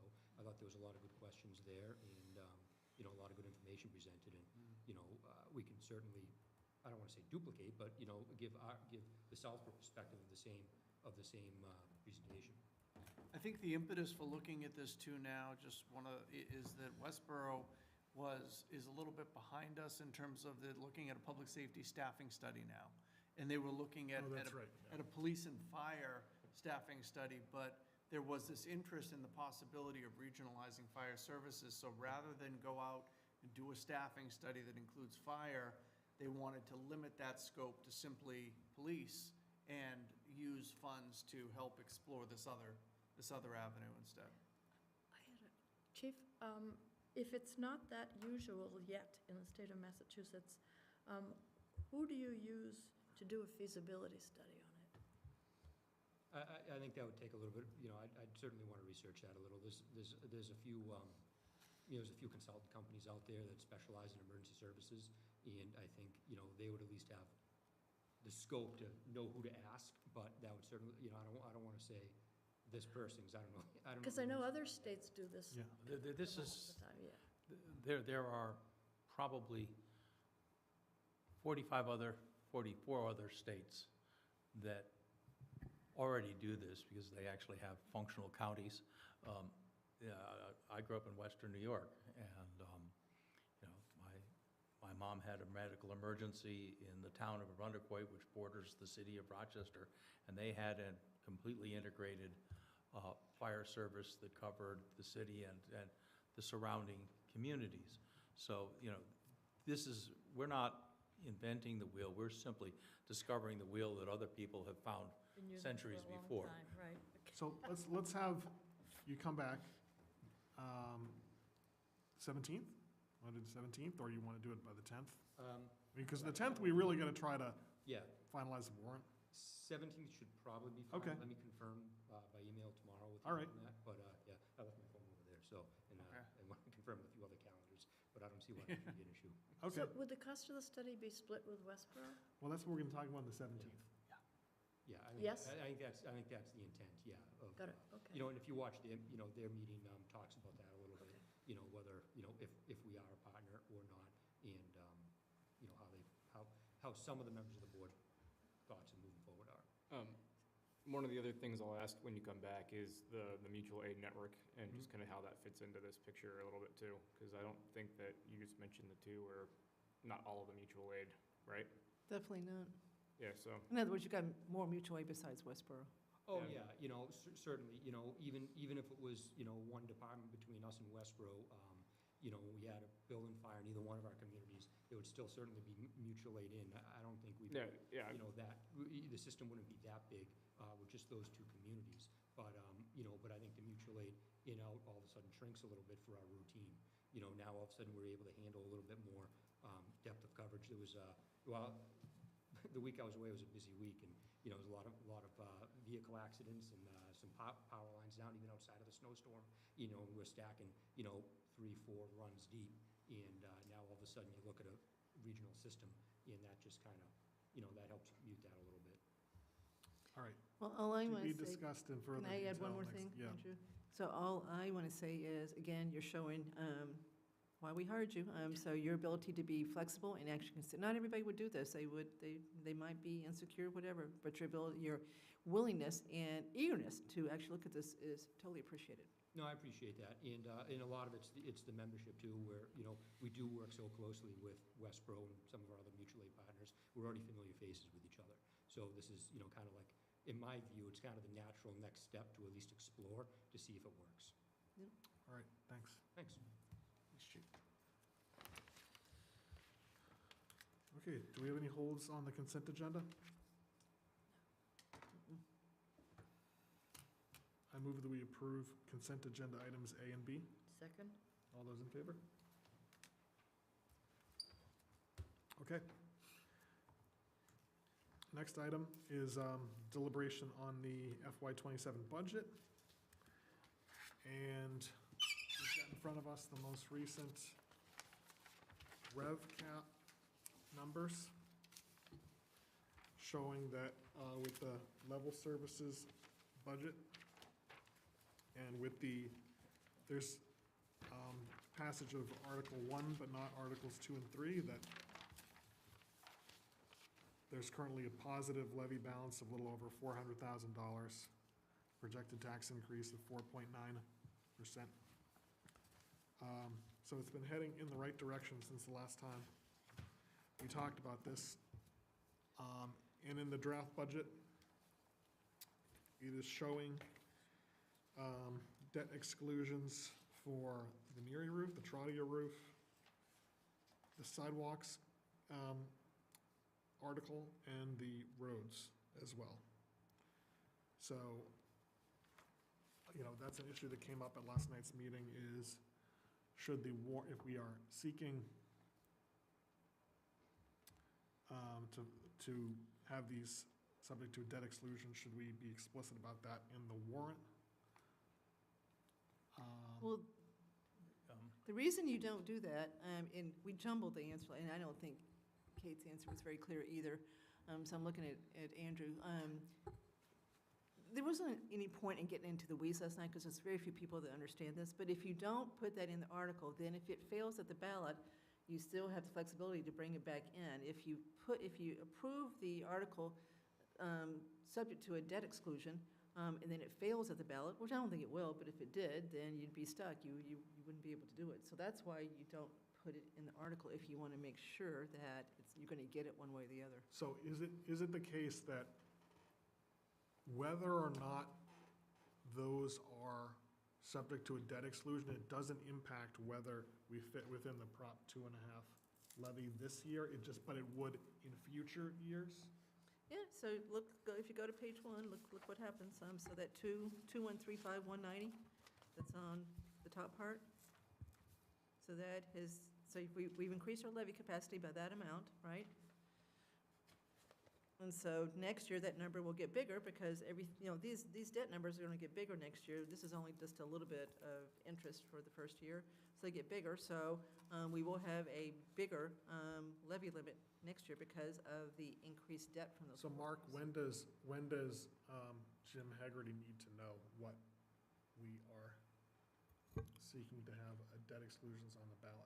So if we're putting debt exclusions on the ballot, the clerk's office needs the language voted by the select board by noon on April 10th.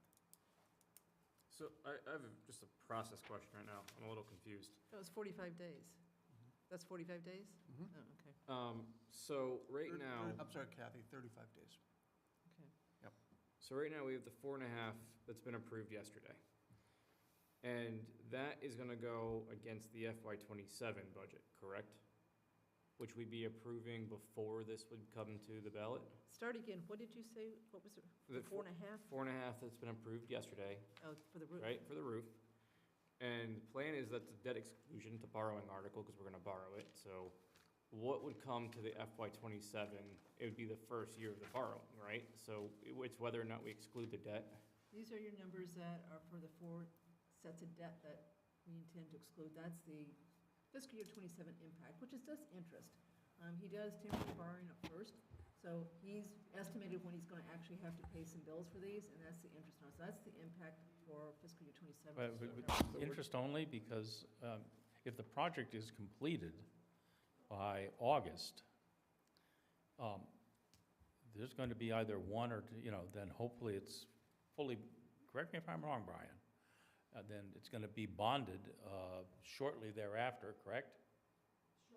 And But you so don't that- have to bond it right after. So when Well- would you bond the roof? Let's say it's done in October, which is the plan, when would you actually permanently bond it? You got Okay, but you don't have to, is my point. Okay, so right now, you've assumed it's going to be fiscal year 27, completely temporary, just interest only, right? That's what you've assumed? Which is $73,356 for what we'd have to worry about. Okay, not Okay. 4.5, it's Oh, no. under $74,000. Okay. The one comment I have, sort of, it's a nitpick, but this is not a level services budget because we are in fact adding staff to, we're fully funding the police. So this is not a level services budget. This is an enhanced services budget. I don't think there's any other way to describe it. Well, Well, those police were in the fiscal year 26 Yeah. budget, so why is this not level service budget? Because, they're coming on in April, so we're absorbing the full cost. So this is truth in budgeting. I think yeah, this, it's a word, it's not a level. I understand what you're saying. I understand what you're saying. We will have more police services in fiscal '27 than we had in fiscal '26.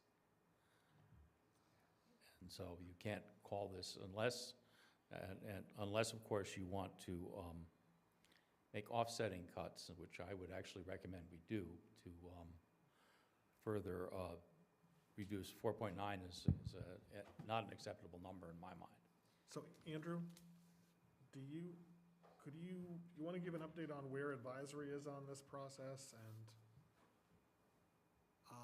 how we can try to come together as much as possible on this to finalize the warrant we have to sign it by the 17th, and we're going to try to be as final as possible a week from today. Yeah, I will try to speak for advisory, even though Marcy's not here, but I will give it my best shot. I think the idea was we were going to have another meeting, try to join your meeting next week. I think that would go a long way. I think it's So just you will post for the 10th?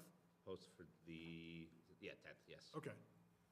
All right, okay, I think that was where we try to That fill will some be- of those gaps. okay. But can we stick with Al's point here?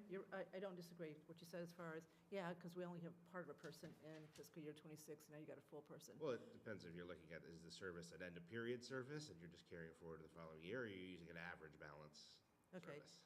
Right? whatever, right? Okay, so, Al, you said you, but you is we. You're part of the we here. Okay, so what else do you want to cut? If we're not going to cut that, what else are Well, you proposing to so cut? my- I know my you don't ob- want to cut capital, right? You don't think that's the right way to do Well, it? I think that's a separate category.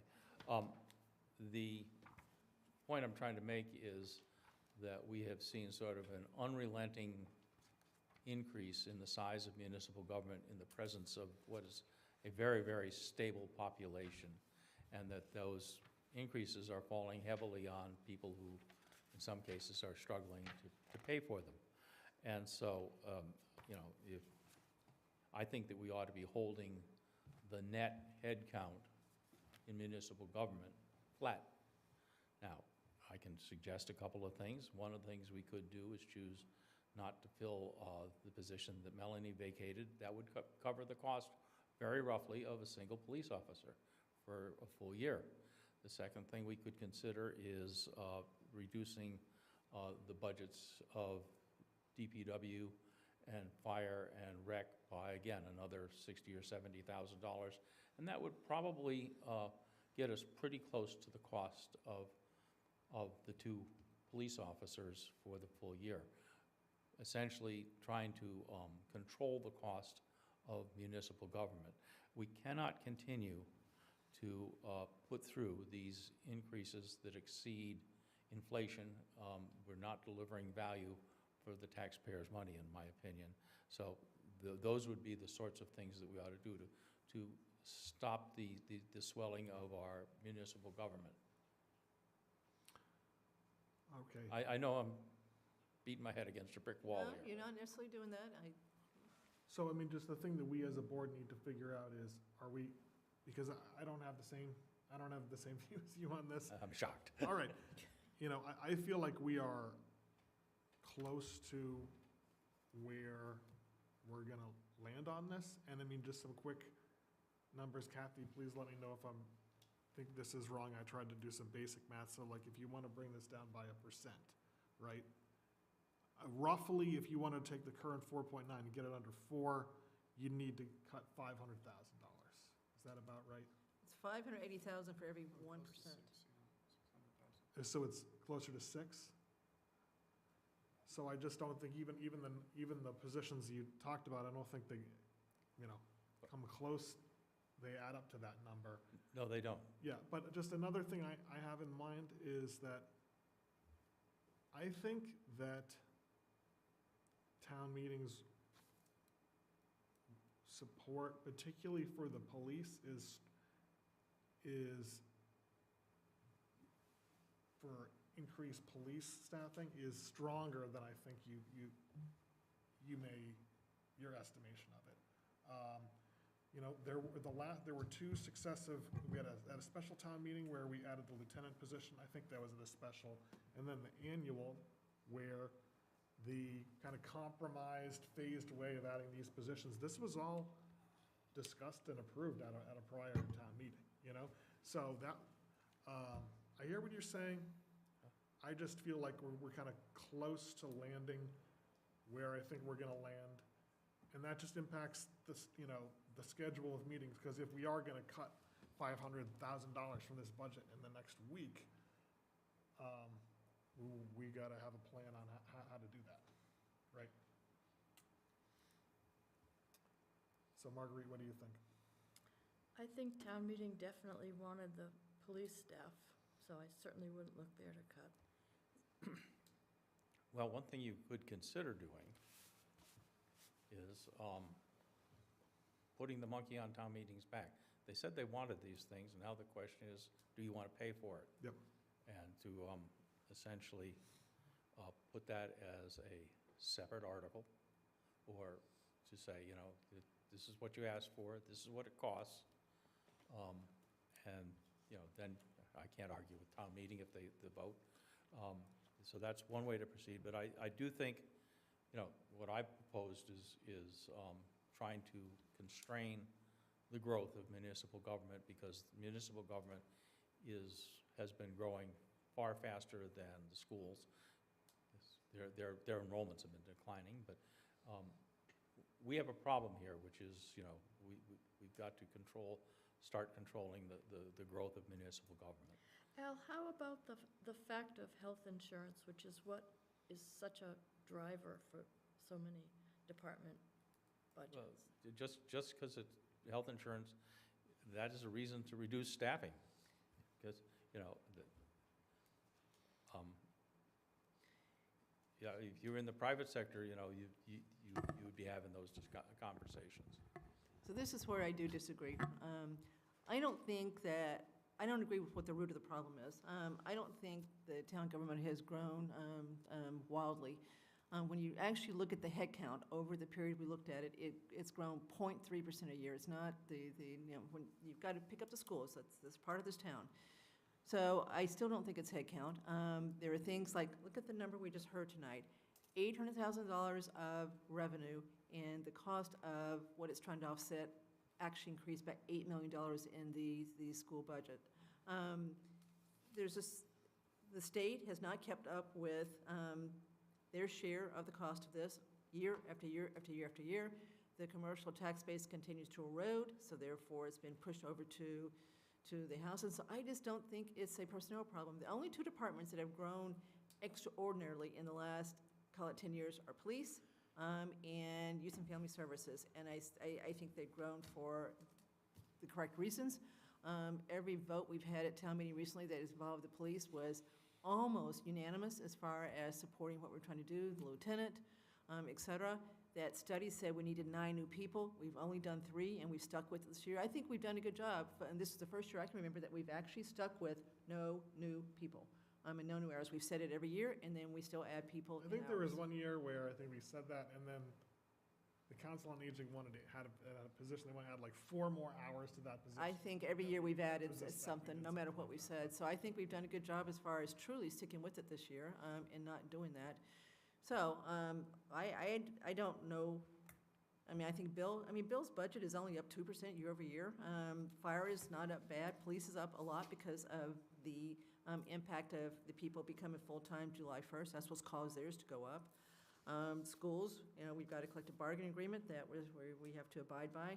So I know, Al, you don't like it, but I'd look at capital if we're going to cut something, as far as trying to get this down a little bit more. I think capital needs to I contribute think as well. capital, we try to bring this down by cutting capital, we're kind of robbing Peter to pay Paul, right? We're just pushing things off to the next year, And we think next year is really a worse year because this debt's going to come fully online. So that's why I wouldn't do it, Andrews, what you just said, is we're just going to make a problem that's bad next year already worse. And this year, we at least got it in the black, and the first number is not 5, 6, or 7, it's 4. I wish it were 3, too, but it's not. The only other things that may make this a little bit better, Brian thinks he can get another $50,000 or $60,000 out of the ambulance fund. Brian, I'm talking to you, okay, right? Okay, and we haven't heard from Fay School as far as our request for them to fund a police car. I'm not particularly hopeful, but we have asked, right? But that's minor stuff. That's 50. That's what, $130,000 out of 580 that we need to go down another point. Andrew? Andrew Pfaff, 50 Oak Hill. I think the other thing to really keep in mind is 80% of our budget is salaries.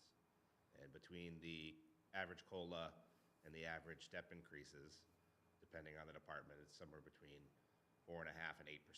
So ending up at 4.9% when 80% of your costs are going to go up 5 or 6%, I think the town needs to start feeling comfortable with an annual 5% increase without losing headcount, without losing services, right? If we want to keep steady state, a 5% increase should almost be our goal. Tim? I disagree with 5% being status quo. I understand why it should be considered status quo, but I think that we need to start to figure out how do we break that cycle from being status quo.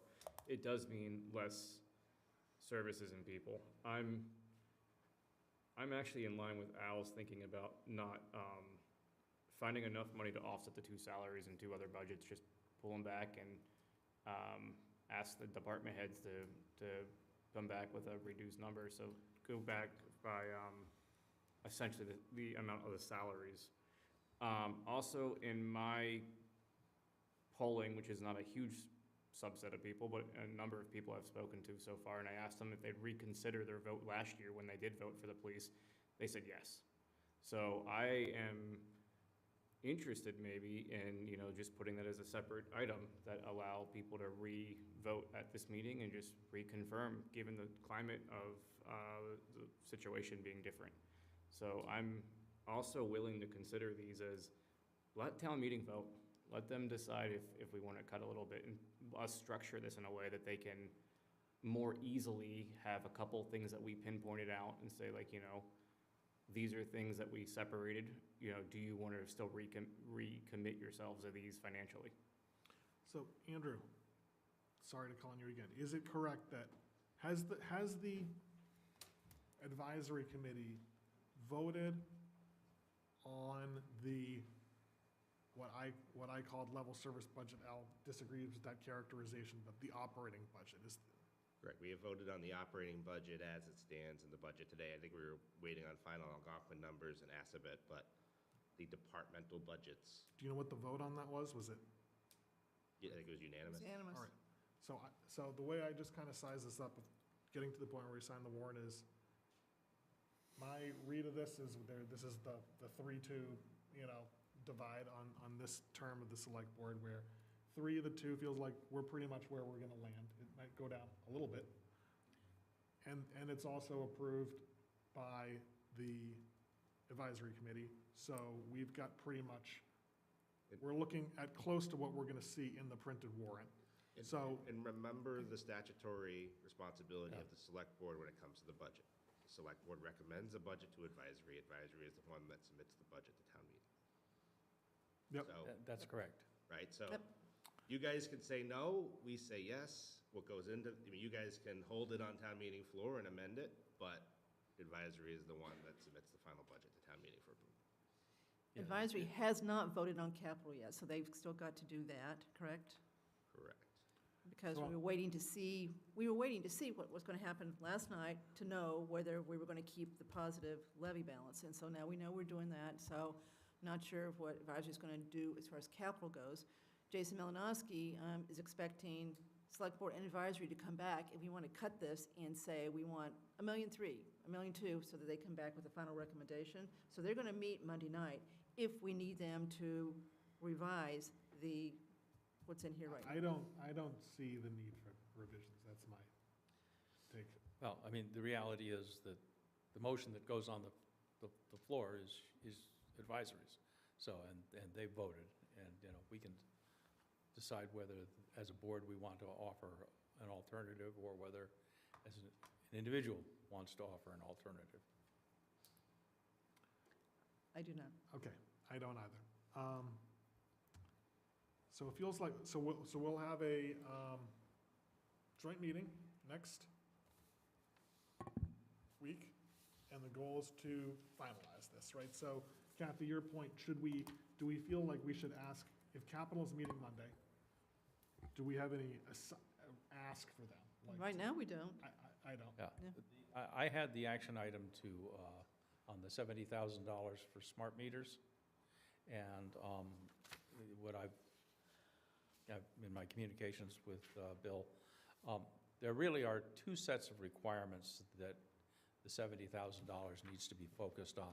The first set of requirements is a system for leak detection, and the second part is a plan for revenue meter replacement. And they're really two separate requirements. There are some technologies that may do both, and there are other technologies that may just provide standalone services, and that's what the $70,000 is for. And I think I understand that Bill needs some people who actually know what they're doing to go and help him noodle through that. So I'm going to recommend the $70,000. Okay. But it's not that's in the water budget anyway, so it's not. Right. part of this. Okay, so it's I not had the gonna action affect item. us. And I am happy to defer to your expertise on signals and whatever as far as what to do with that technology, but that's not part of the general fund. No, agreed, but Theoretically, I guess. I'm just checking off my box. Okay. Rates would be artificially too high. Yeah. Okay.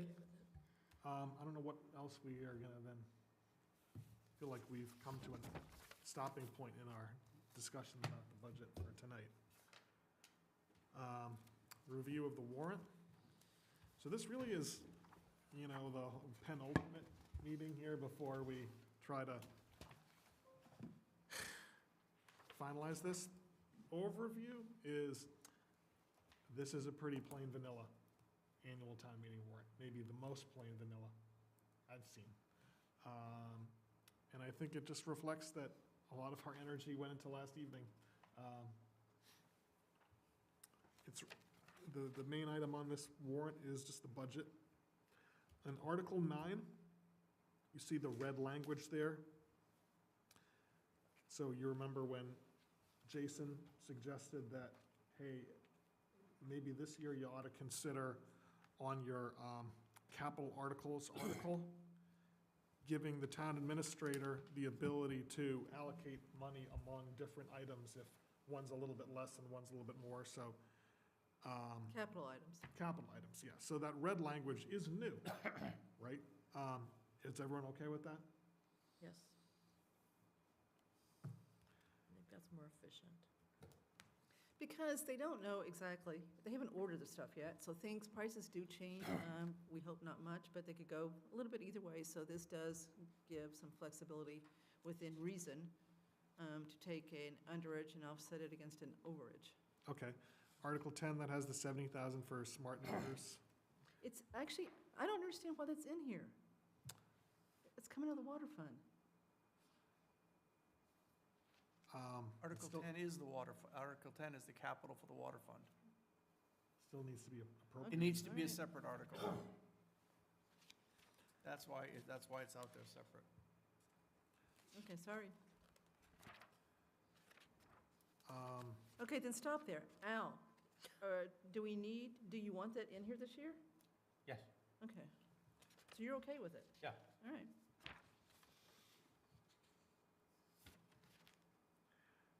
Okay, just one, this is just a comment on Article 22. This is the CPA article. It's asking for a set-aside of $29,000 in administrative and operating expenses. I know that's what happens every year. It just seems like that's a lot of money where I don't think there's really any CPA projects this year to spend almost $30,000 in administrative costs to administer nothing new. That's salary. We can vote not to support it.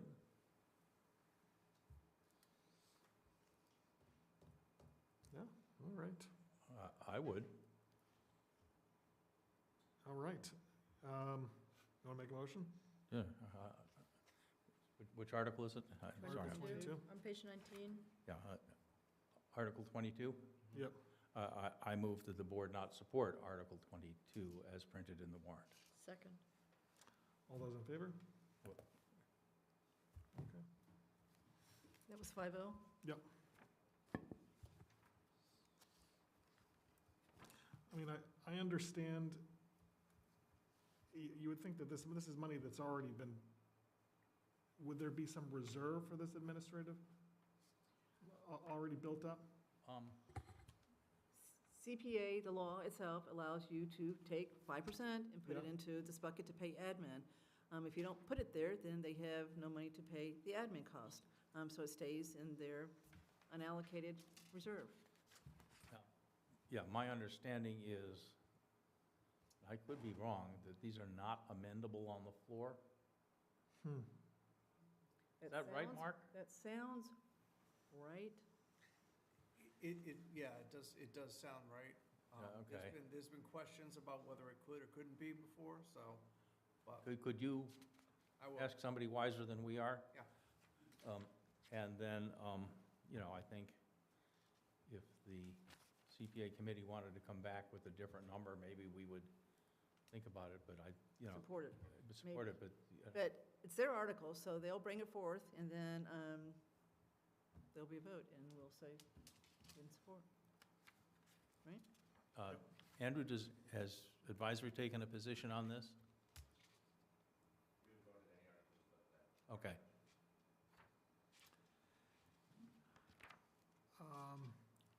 Okay, Margaret, you want to give an update on the cemetery commission article?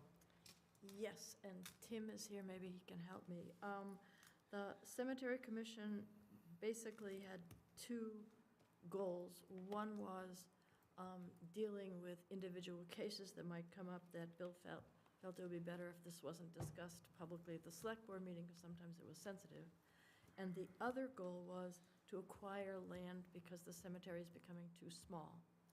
And so the thought was, and Bill was happy with this, and I think Tim agreed also because he'd studied it in depth, that if we had an ad hoc committee to look at land acquisition, the charge would be to look at land acquisition.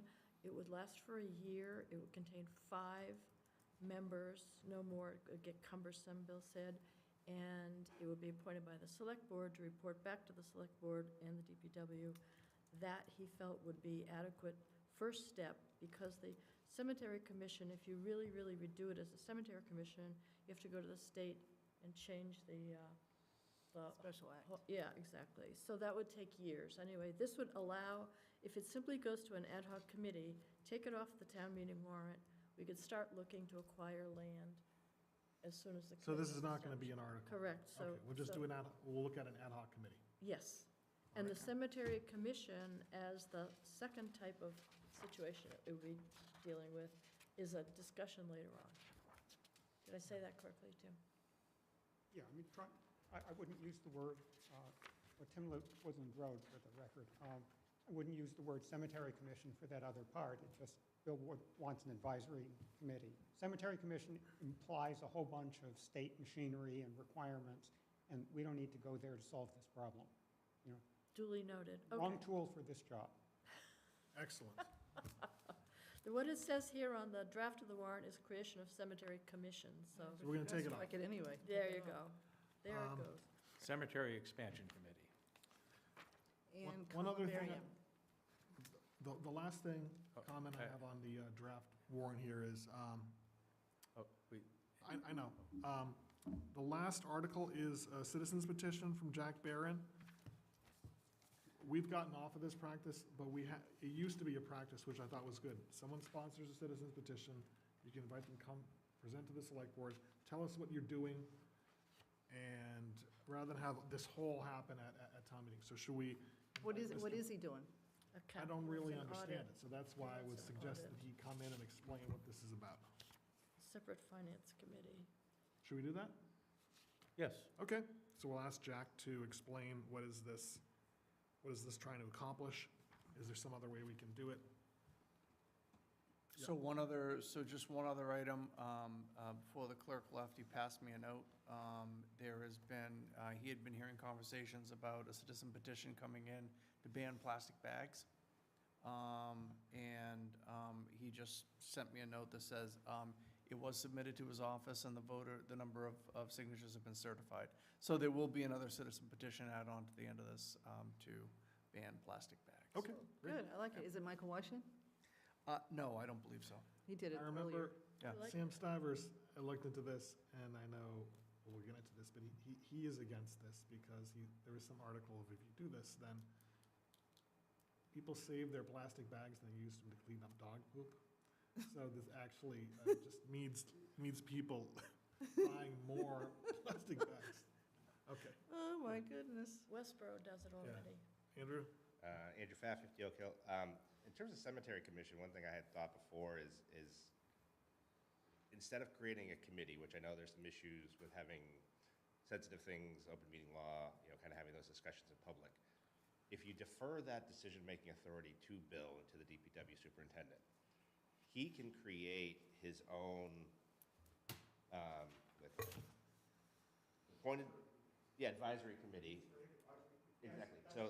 Exactly. So basically, it doesn't need to be on the warrant. He could do it as he wants. Yep. And so it's a body appointed by a public official solely for the purpose of advising the official on a decision that the individual could make alone, are not public bodies subject to the open meeting law. For example, a school superintendent appoints a 5-member advisory body to assist her in nominating candidates for a school principal, a task the superintendent could perform herself. That advisory body would not be subject to open meeting law. So I know there's some confidentially, so that's That's what it sounds like, so good, Josh. I think you're reiterating what they're going to You do with the don't- second step. Yeah, you don't need any article in We agree. warrant, right? You just, We agree. Bill does it. Exactly. Okay. We agree. It's coming out. Ditto, ditto. Great minds think alike here. Okay. Last item on the agenda is vote to declare the level of interest in 39 Meeting House Lane. This is the first time I've dealt with something like this, so. Mark or Vanessa, please correct me if I'm wrong. So there's a affordable unit, deed restricted affordable unit in Meeting House Lane. The person who owns it wants to sell it. The maximum resale price is $207,363. So there's a marketing period, which I think the town can help with, let people know about the availability, so that another person who meets the income requirements could buy this for $207,000. It's a great opportunity, right? We can also, the town can purchase it. So we've got the right of first refusal. Okay, but basically? the Affordable Housing Trust Fund has already looked at this. They Don't have want it. that already.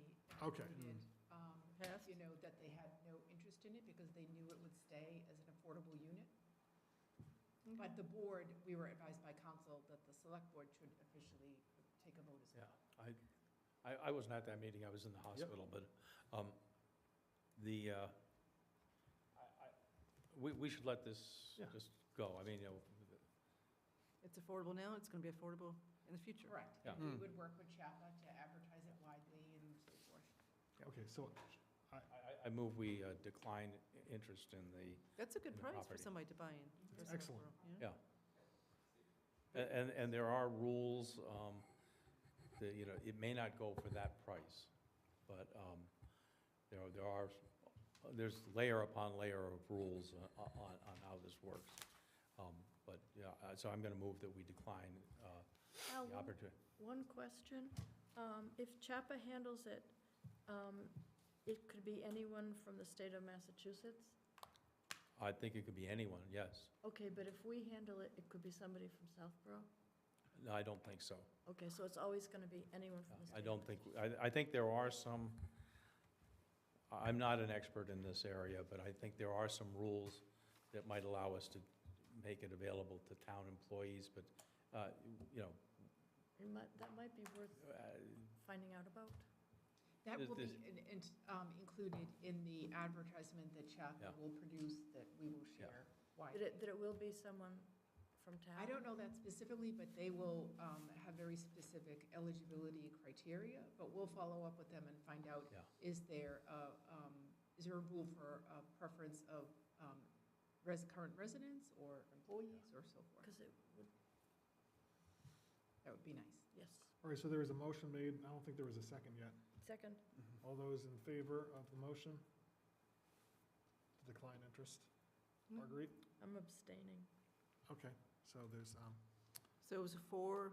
0-1. 401. All right, Bridget? okay. Andrew, I have just one question to ask about for later, just because of the timeliness of this. But we did a special town meeting on a Monday night, we did one on a Saturday. If we could get some feedback from the two different nights for any future ones, I'd appreciate thinking about it, because I think our attendance was half, but I don't know if it was topics, but just something to think about as we go forward. Our Okay. attendance, you think, was half last night of what it should have been? No, I think it was half of the Costco vote, whether or not it Well, was that's a not Costco vote or not. surprising. But I don't want to get into it now, I just was bringing it up as something to noodle on and maybe ask Jim feedback on at a future date. So, yeah, I actually spoke to Jim very briefly, and he is suggesting that we very shortly identify, at least pencil in, a fall town meeting and next year's annual town meeting, because that would then allow the schools and the rec programs to schedule around those, so by giving them, you know, heads up well in advance. I thought that was a good idea. good idea. And the reason we should start talking about the STM in the fall soon is because, do we want to have two? There's a couple things I already know that need to go in the fall, right? We need, the zoning article for 55 and over is going to go, and then CPC is going to bring forth the dog park. So there's two, but do you really want to have two fall special town meetings, one for the school No. project? So I think we should start talking about that date and know. I can't even and just get, I'm not Just agree that we're going to have one. I know. Just agree that we're going to have We're one. less than 24 hours And have after more the than, last. more than the school on it. Andrew's. I think we should processing actually unit has shut down. express our appreciation to the town clerk and his Yes. team, Yes. who I did mean, an excellent job. we exceeded his, I think it caused it a budget issue because we had 3 meetings, you know. It we had- did, it did, it did. All right, is there a motion to adjourn? So moved. So moved. All right, all those in favor? Second. There we go.